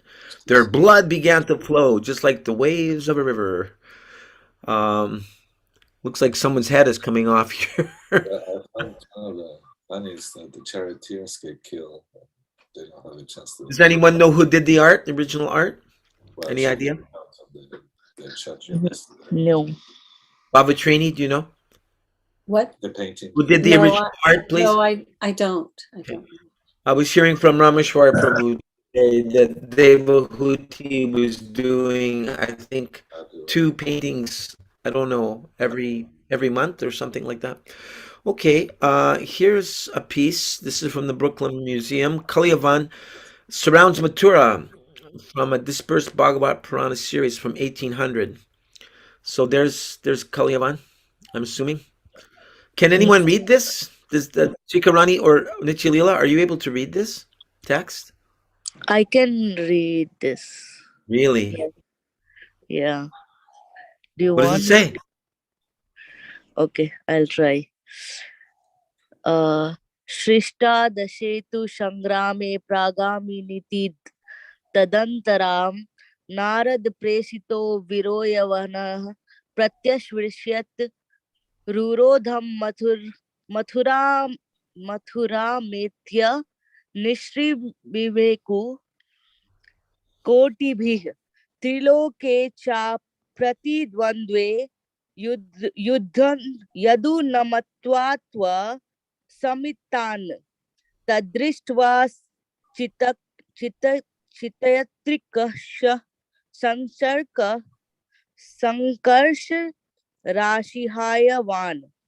Wow. What does that mean? Sorry, go ahead. Oh, that is really high level. They are talking about the war, of course, and but like if I can decipher this Sanskrit, I will become a Sanskrit scholar. Maybe Nichilila, maybe you're already a Sanskrit scholar. Are you able to understand what Sikarani just read, Nichilila? Or did she go? Did she leave already? Maybe she left. Okay. All right. Here's a painting. This is done in earlier times. It's not one of the original ones. Krishna saw the immense strength of Jarasunda and perceived that the residents of Mathura were overwhelmed with fear. Krishna had descended on this earth to diminish the overpopulation of demons. Therefore, he took this as an opportunity to fight and kill them. With a small army, Krishna and Balaram came out of the city of Mathura, blowing their respective conch shells. That's quite an amazing piece, isn't it? Yeah. Okay, now we're going to what Prabhupada was talking about. These are photos of underground Dwarka, or under ocean Dwarka. Yeah. Photos? You mean art? No, this is actual photograph from under the ocean. Are you sure? Yeah. Oh, well. Yeah. Mumbai American adventurer and TV host Josh Gates has embarked on an epic adventure in India in search of the truth behind the fabled city of Dwarka. Gates says in the episode, as he dives into the water of the Arabian Sea. After investigating the coast of modern Dwarka, Gates heads to a dig site on the island of Beit Dwarka with a team of Indian archaeologists. He says, archaeologists have barely scratched the surface on this island, but evidence is already mounting that there was a significant settlement here, says Gates. I'm eager to see what archaeologists turn up next, but for the citizens of modern Dwarka and of the nearly billion Hindus around the world, this legend is more than just real. It's divine. Gates teamed up. Interesting his name, Gates. Dwarka means. At least he's bringing some good Goodness to the name of Gates. Gates teamed up with researchers dedicated to unearth the truth behind the fabled city, and their effort has been documented in a special episode called Expedition Unknown, starting July 12th on Discovery Channel. So if anyone would like to see more about underwater Dwarka that Prabhupada talked about. So is this year coming up? What No, year? Last year? I think this is old. I didn't see the year, but I think it's past. You can look it up. I remember hearing about that expedition before, Okay. but I didn't think that they found much, and especially not a building like is depicted there. Well, here's another photo from there. Wow. This is another one. Yeah, and the documentaries that I've seen, they just show you some, maybe rocks lined up, like it could have been a road, not much. And then now it's just like it's funny what's going on with archaeological sites around the planet. Here's another one. When the new Dwaraka city was fully constructed according to plan, Krishna transferred all the inhabitants of Mathura and established Lord Balaram as the protector of Dwarka city. After this, he fought with Jarasunda and Kalivan and killed both of them. Thus, Supreme Lord Krishna is known as Sri Dwarkadish, the Lord of Dwarka. After concluding his pastimes on this planet and the annihilation of the Yadu dynasty, Lord Krishna pushed Dwarka in the sea, and the whole city was submerged and unknown to devotees until it was discovered a few years back in the Arabian Sea. That's from tirthayatra.org. Now, I don't know who wrote that, and I don't know if that's actually scriptural. Is that a fact that Krishna himself actually pushed Dwarka into the sea? Has anyone else heard that? No. No? I thought Gandhari did curse Krishna of something, and that was the result of that curse. Like after all her sons, everybody was killed, all 100 of sons. She definitely cursed Krishna something that was related to this. That's what I'm remembering. Okay, but that's not very clear, right? I think it's in the Bhagavatam. Mm-hmm. Yeah. Okay. What happened. We'd have to look it up. Let's see. So here's the painting, a modern. Okay. This is a modern painting of Dwarka that Krishna erected. Upheaval on the planet. Some say Oh, so Gandhari cursed Krishna that his clan, the Yadu dynasty, would perish the way all her children perished. Krishna gladly accepted the curse, and it came true 36 years after the war, when the Yadavas were drinking and enjoying life, and the whole Dwarika was submerged kind of in water. Here's a original Lord Krishna and Dwarka opaque watercolor and gold on paper from the Harivangsha, which narrates Krishna's life. This is from the 1600, depicting Dwarka, which had a lot of palaces. Well, what, 16,000 palaces, right? Probably more. Yeah, considering they were skyscrapers. Right. In what we read tonight. Yeah.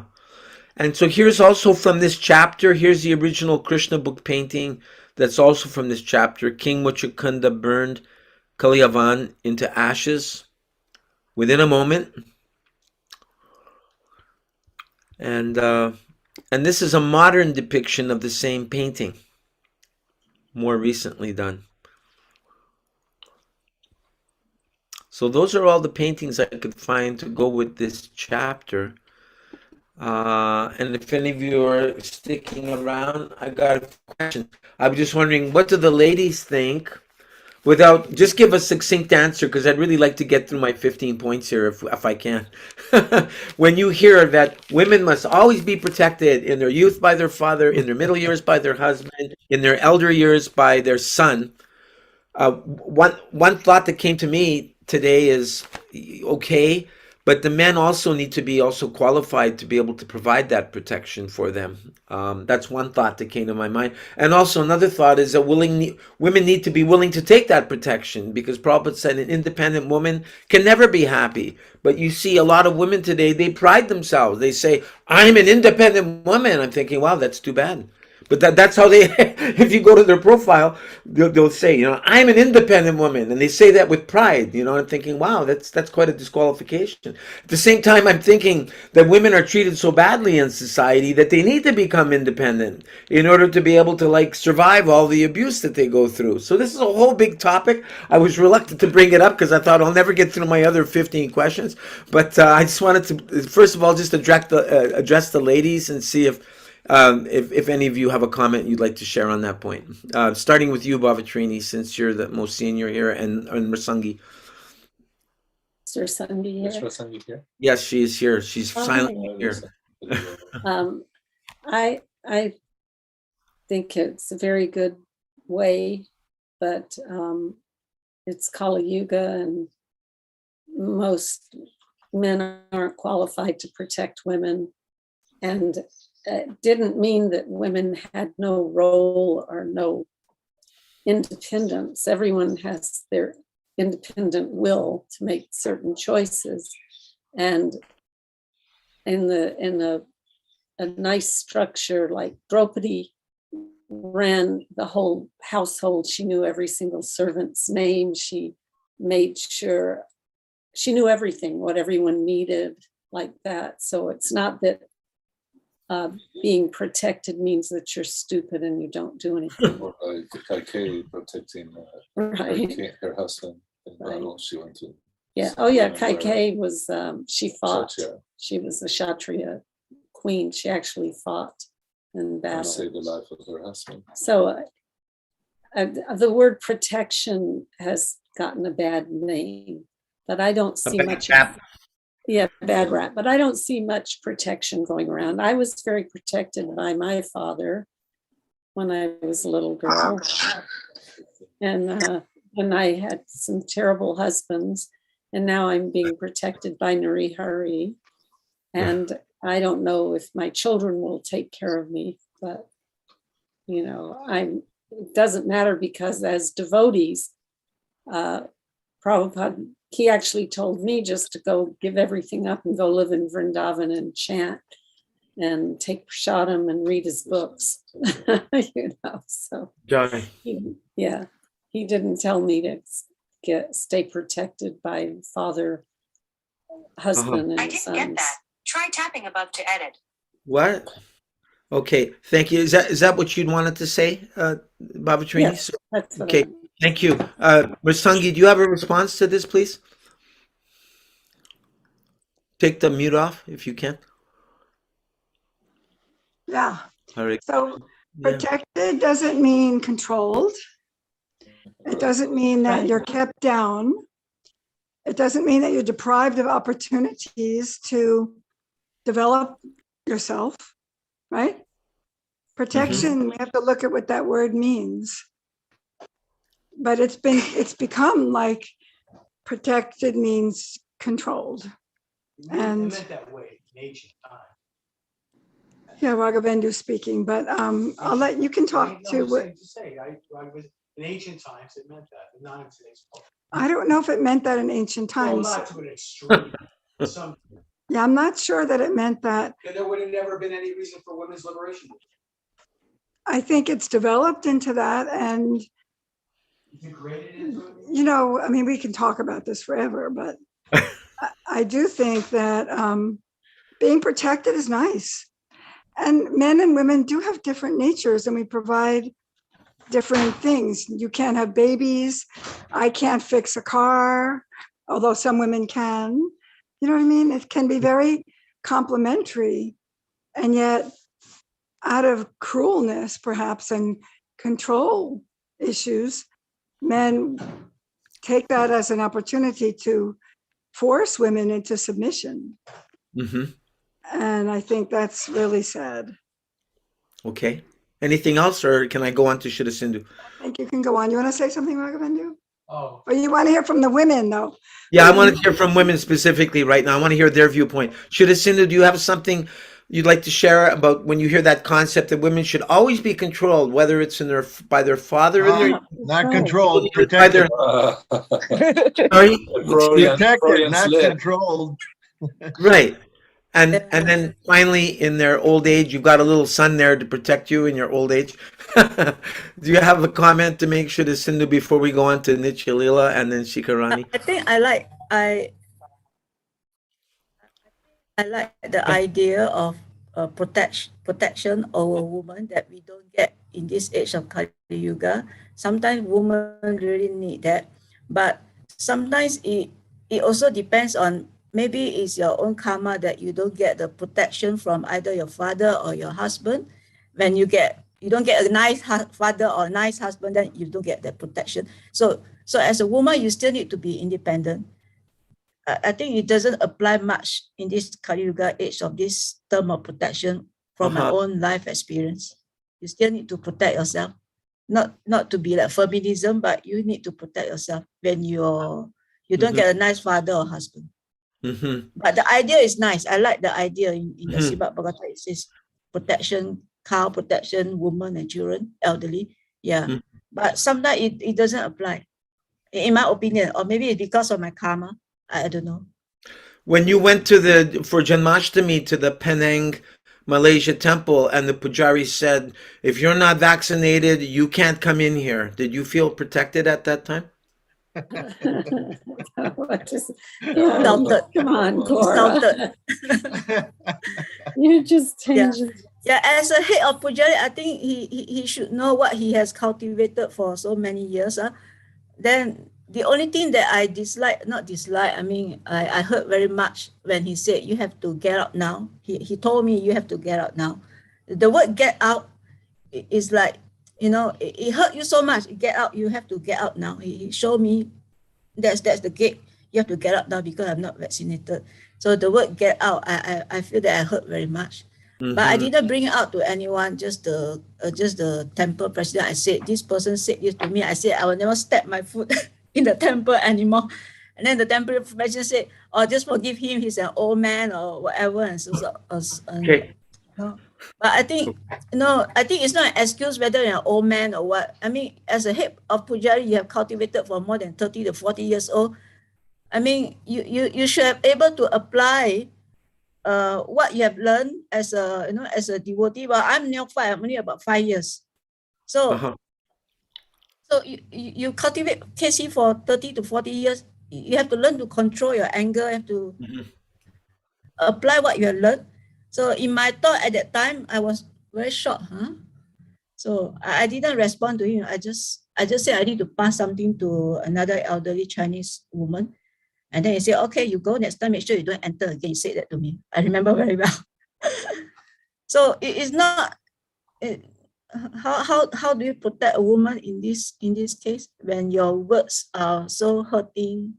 Same goes to when you get a bad husband or not so nice husband or maybe not so nice father, the hurting words. So how do we apply this protection woman in this age of Kali Yuga? I think it doesn't apply so much. That's my... Okay. Thank you. Nitya Lila, you have some thoughts you'd like to share on this point?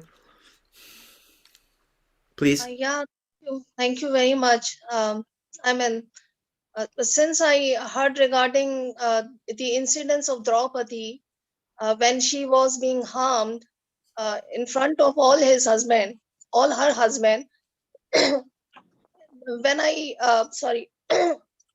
when I came to know about this Leela of Draupadi, since then it is very, very clear, and my firm belief is that ultimate protection comes from Krishna.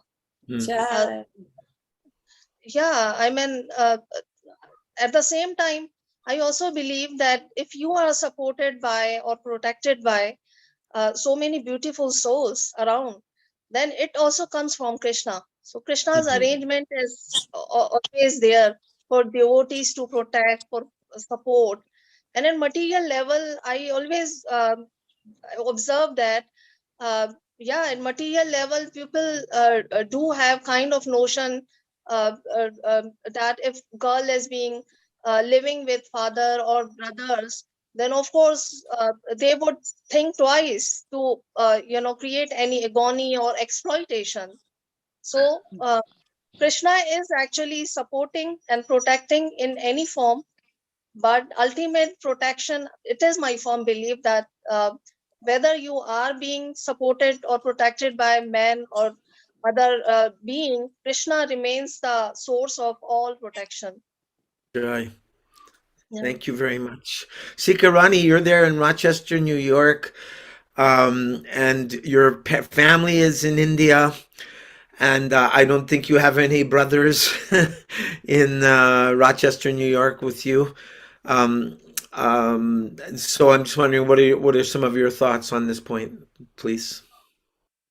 What I am thinking is like, who doesn't want to be protected? I think every soul in this world wants to be protected. And sometimes it's not our choice that we do not want to be protected or if we want to be protected. I guess if the man is capable of protecting a woman, every woman would love to have that kind of man in their life and they would be lucky.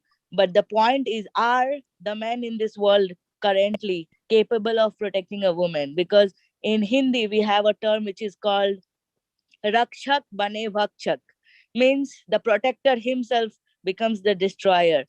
Whoa. You can see that in old age, doctors, military people, they were supposed to protect us, but are the doctors protecting us now? Are the military people in a banana republic country where there is a kind of draconian military regime, are they protecting their people? Are the kingdoms being protected by a king who is not a sattvic person? Or if the king is himself spoiled, is he protecting the people? So the thing is like, it's not about the protected, it's about the person who protects. If the person who protects is a devotee, he is a sattvic person, he is a Krishna conscious person, then I think every woman would want to be protected. But if that person himself, if the husband is spoiled, if the husband is kind of not Krishna conscious, then instead of protecting her, he might even push her on a wrong path. So I guess the point is, who is protecting you? Very nice. I think Thank you. that's very good. Ganesh, okay, so now we'll go to the men. Ganesh Pepper, you had your hand up, please. Go ahead. Yeah. So we have to remember that when Prabhupada's writing these things, he's explaining to us how a proper civilization functions. And we try to take that and we extrapolate that or apply it to a current situation in Kali Yuga, which we cannot do. We have to remember that this culture is organized, designed, created, and manipulated by the demons for their purposes, which is to exploit everyone, including the women, to the maximum possible extent. And the fallen men of Kali Yuga also take advantage of that because they have no training either. So this is an ideal that we must aspire to. When we consider that, okay, we're going to go into the golden age of Lord Caitanya, I'm thinking about and writing about what does that look like? What is a spiritual age and how is it different from the present time? And the one very significant thing, I'll just say this and I'll pass it on, is that spiritual age means sattva, means a whole culture in sattva gun. You in sattva gun, then the men are more qualified and they're not inclined to exploit the women. Similarly, the women are not inclined to exploit their own bodies, their own beauty, exploit their whatever they have to take advantage of men. Because this works both ways in the present society. The women are exploiting their own beauty, exposing themselves, in unmentionable ways. And so it's a fallen culture. So to try to take that principle of protecting women and apply it point blank or, without discrimination in this culture, you can't do it. It's not going to work. And there's a lot more that needs to be understood and explained in order to get to that point. So I'll leave it at that. Thank you very much. I'd like to go on with my points unless there's anything final from anyone else. Okay. I'd like Prabhupada's use of the word bellicose. I think he was describing one of the armies as bellicose, and that's not in my vocabulary. It sounds like old English. Does anyone know that? Can someone look that up, please? Or do you know? Belligerent. Belligerent. Yeah. Okay. Fighting. Bellicose. Cool. What's the spelling? Bellicose. It means belligerent. Like they'll often describe the two parties in a war as the belligerents. Okay. Next point. Excuse me. It means military. Yeah. Okay. Militant. Thank you. So one question I had was, how is it that Krishna and Balaram were the grandsons of Jarasunda? I thought that was kind of unusual. It was stated. Well, they're the Jarasunda's the brother of Kamsa, or father-in-law of Kamsa. Who? Jarasunda's the father-in-law of Kamsa, because Kamsa married his daughters. Right. So, by the Indian calculation of, cousin brothers and all of that. Okay. If Krishna and Balaram are the grandsons of Kamsa, they're also then, by extension, the grandsons of Jarasunda. Yeah, so because Krishna and Balaram are kind of son of Kamsa's sister, right? So Kamsa's he married Jarasand's daughter. So basically Jarasand is in a position of father for Kamsa. So he becomes the grandfather for Krishna. That's how. Thank you. I really love this sentence here. It's one of my favorite sentences in the whole Krishna book, where Krishna says to Jarasunda, those who are heroes do not talk much. Yeah. I love that sentence. Those who are heroes, they don't have to talk much because they're action, right? They take action. Yeah, actions speak more than words. Yes. Oh, Famous quote of Krishna. Yes, Bhavachini? I just back to bellicose. It refers to someone who's ready to fight all the time. Oh wow. Okay. I just wrote it. And I just wrote the Demonstrate definite. aggression. They demonstrate aggression and willingness to fight. So it doesn't mean that they're belligerent. It just means that they're That's what ready to belligerent- fight. Well, that's what belligerent. Oh, well, Well, that's often how different various parties in war are described. Yeah. They're described as belligerents. The fighting parties. So I'm not giving an exact definition, but it's. Yeah. Well, that's a that's from Latin. synonym. That's a synonym. But a bellicose person is someone with a tendency to go towards fighting always. Like a Yeah. bully. A bully would be a bellicose person.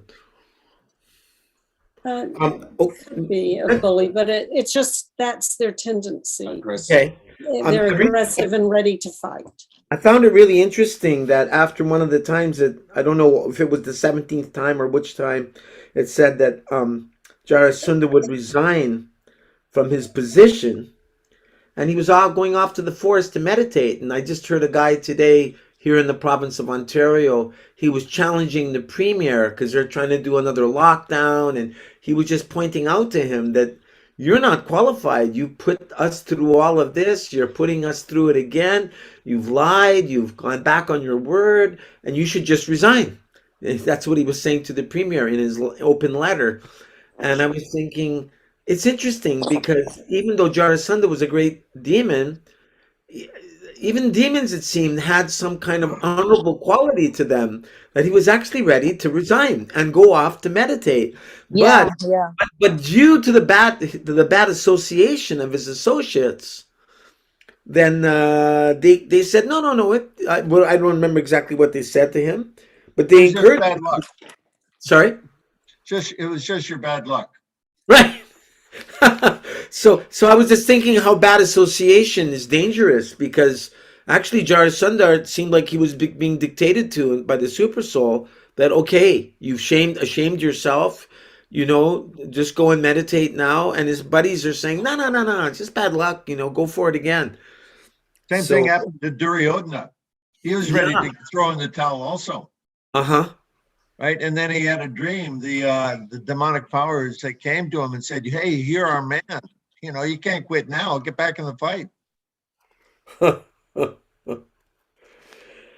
I was surprised to hear about the unlimited soldiers of Jarasunda, because wow, it's like 17, 18 times, and he keeps coming back with more and more. It seems like there was no limit to how many soldiers he had. And I was just really impressed how, Krishna's protecting his devotees so similarly, with all due respect to ISKCON's GBC. I would expect that kind of protection, that they're thinking about the well-being of all the devotees that have given 40, 50 years of their life. Are they being protected from this pandemic? Are they taking, all precautions according to our medical incarnation of Sri Dhanvantari and Aham Mashaudam, Krishna's the healing herb? But I don't see that going on at all. Read my book. The one person I saw that was saying this had his whole ministry of health and welfare taken away from him. Gaura, read my book, right? Yes. If they are properly motivated, yeah, they would do that. So it's called Phalena Parichite, right? You judge by the result. You can't tell who's who simply by looking. You have to judge by the result of their actions, and the result of their actions tells us that these are not honorable men who are properly motivated. Mm. That's a tough pill to swallow. We don't want to admit that, but it's as plain as the nose on your face. Well, if I cut them a little slack, I could say they're bewildered and confused because they're surrounded by big pharma people. Not after 50 years. Okay. Sorry.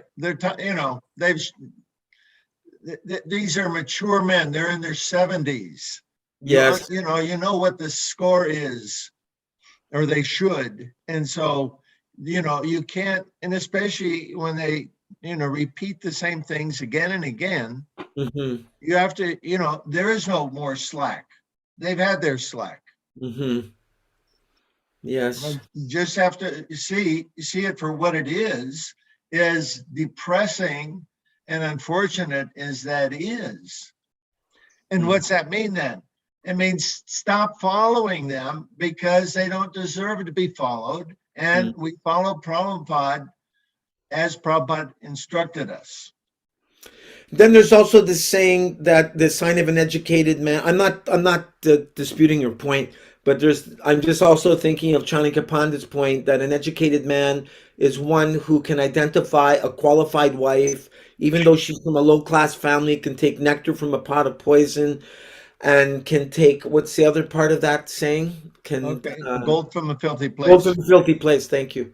Yeah. So what's the other side of that? How are you applying that to? Well, what I'm saying is that even though they may be told, those who are promoting the jab and using their facilities to, give out this toxic injection, they may be a great kirtan leader or a great pujari, or that's not their role. They have a specific role given their position in this society. Yes. Right? And they're, instead of using it for protection and to give proper guidance, they're doing exactly the opposite. Yeah. So, again, Phalena Parichite. Yes. Right? Yeah, I was just really appreciating how Lord Krishna is so protective of his devotees. I mean, He's God and he can do anything, but he's thinking, okay, I better get all these people out of Mathura because this Kalyavan and Jarasunda, this is just getting to be too much. Let me just go create a 96 square mile fortress for them in the middle of the ocean. I was thinking, wow, cool. Krishna's so kind. He's so caring. He's thinking about everybody's well-being and protection, putting them out of harm's way instead of inviting them to come and harm themselves. So anyway, I was just appreciating that about Krishna. And then I was thinking, wow, 96 square miles out there in the Arabian Sea. That's a big archaeological dig.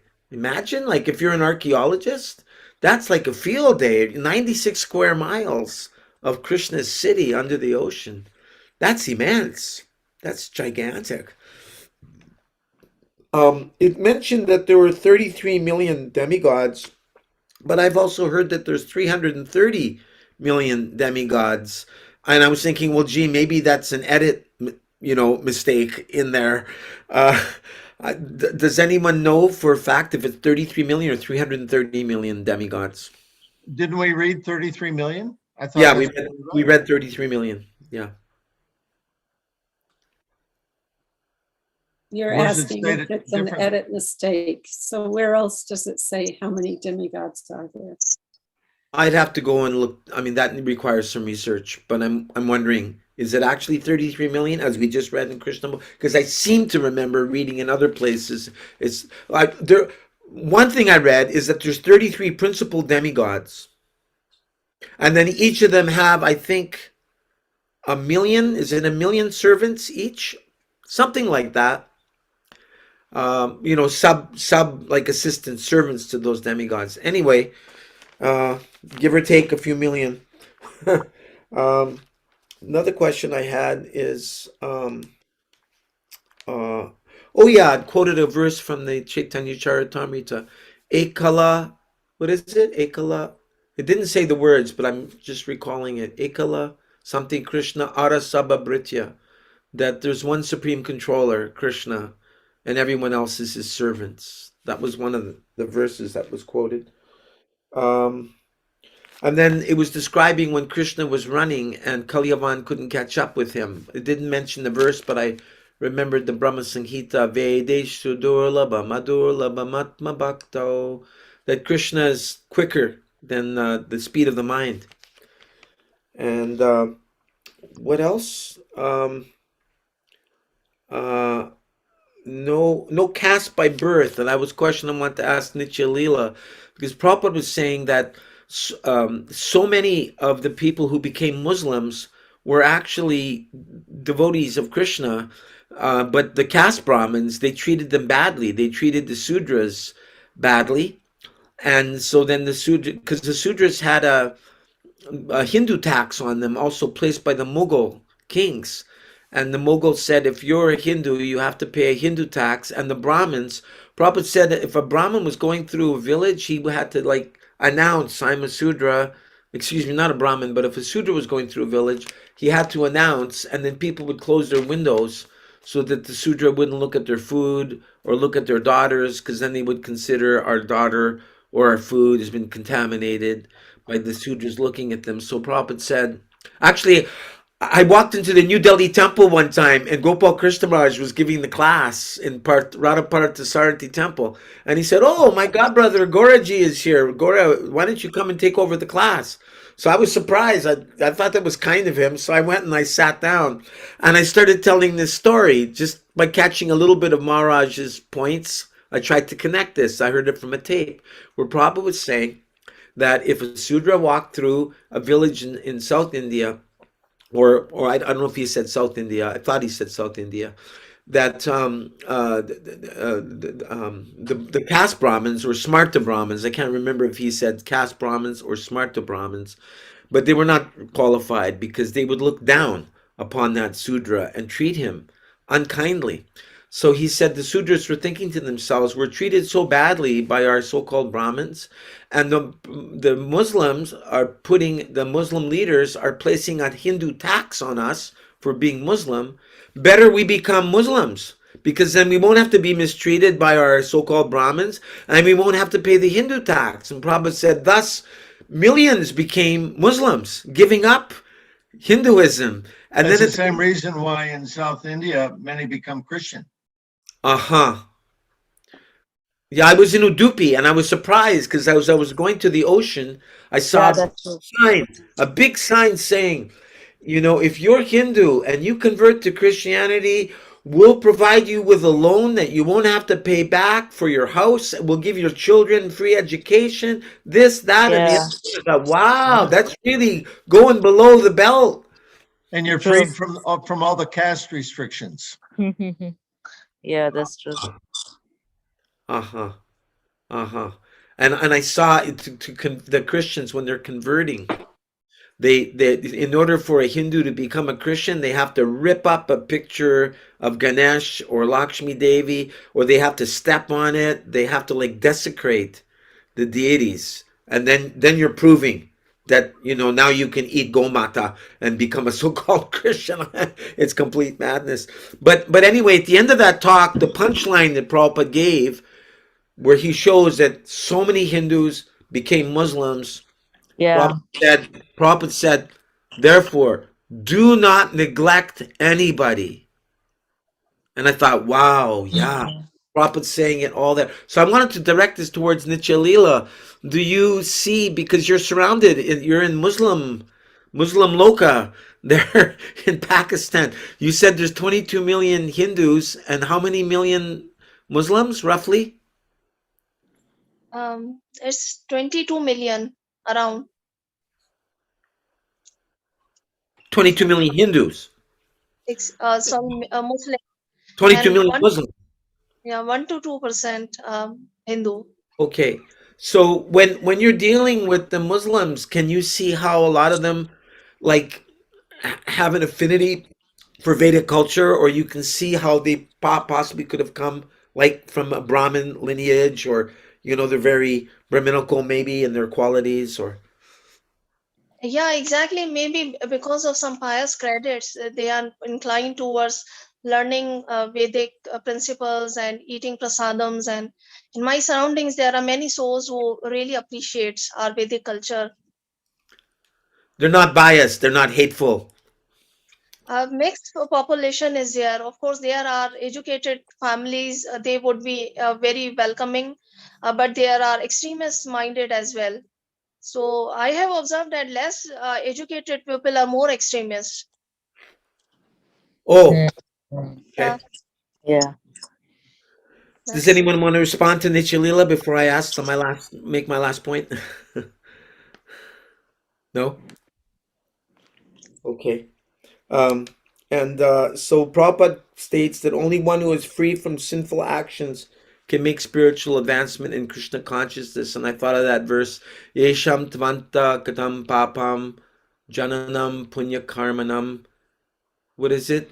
De dvanva nirha mokta. I can't remember the full. Daneshwar, can you help me out?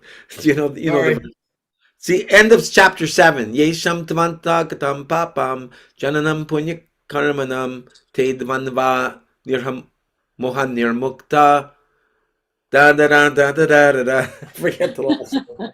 Anyway, and then finally, I just wanted to say that that as Nrsimha Prabhu was saying, how inconceivable means beyond our comprehension. And I was thinking, when the academic scholars cannot appreciate this principle of achintya, then they call it Hindu mythology, right? Right. True. True. Yeah, very good point. Those are my points. Thank you for listening to them. Anyone have anything Well, else? Prabhupada. Yeah, go ahead and tell them. We just No, heard we- Prabhupada say in a lecture, he was saying, so you may say this is mythology. Thank you, Sikarani, for coming, and please come back for Nectar of Instruction on Friday. Sure. Hare You're a Krishna. tech lady. We never know when something's going to go wrong, so we need you here. But I know you're working for a new food store chain, so you may not be able to always come. But we don't just want you to come because you're the tech wizard, but we appreciate your Sanskrit and No, she has a cultured background. yeah, She makes contributions that nobody else can make. that's right. She's a Thank Sharma you. Thank you. Thank you, Prabhu. from a See you. Brahmin family. Yeah. Sure, sure. See you on Friday. See you soon. Haribol. Yeah, I'm Haribol. sorry, Bavatrini, you had something in your hurry. Can you say what Prabhupada No, was that, saying? that we have Vedic evidence. He took that as the most important thing, and so we're refers to cosmology and of the universe, and like that they rely on their imagination. He calls it So you have your imaginology, and we have our mythology. mythology. He calls it Mythology, right? Yeah, we have our mythology, and you have your imaginology.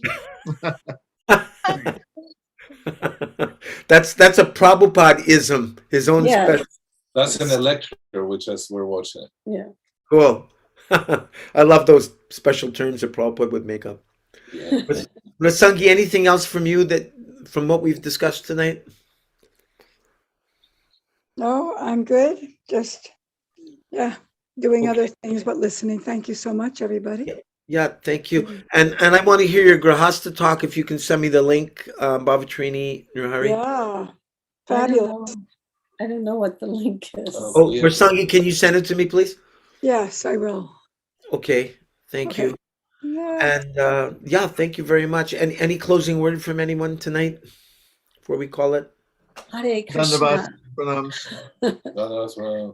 Krishna. Hey, Henry, thank you again for your kirtan. I don't know, it's kind of getting late now for another kirtan, but try to come Friday if you can. Okay. Thank you for your kirtan. That was beautiful. Yeah. Thank you, Henry. Vanchakalpa Trubhyascha Shandevevacha Patitanam Pavanebhyo Vaishnavebhyo Namo Namaha. Srila Prabhupada Ki Jai Nitai Gaur Hari Hari Bo. Haribo. We'll go back to the beginning of Nectar of Instruction because we didn't hear Bhaktisiddhanta's commentary, Bhakti Vinod Thakur's commentary, and Radha Raman Goswami's commentary. So we'll progress from there. Now that we've got the vision of Radha Kund, I don't have it, but maybe some of you do. Now that we know the goal, is that called the Sadhya? Is the Sadhya mean goal? I think. Yeah. Yeah. Well, Sandhya. Sandhya. Yeah. Sandhya. Sandhya. Okay. So now we can go back to Vacho Vegam, Manasa Krota Vegam. At least that's where I'm at. I haven't learned how to control all of that. That's for sure not. And gee, there's a whole bunch of comments here. Okay, bellicose definition. I have to leave now. Nahush left. Okay, very good. All right, everyone. Thanks again so much for all of your association. You're keeping me alive. All right. Hare Krishna. See you soon.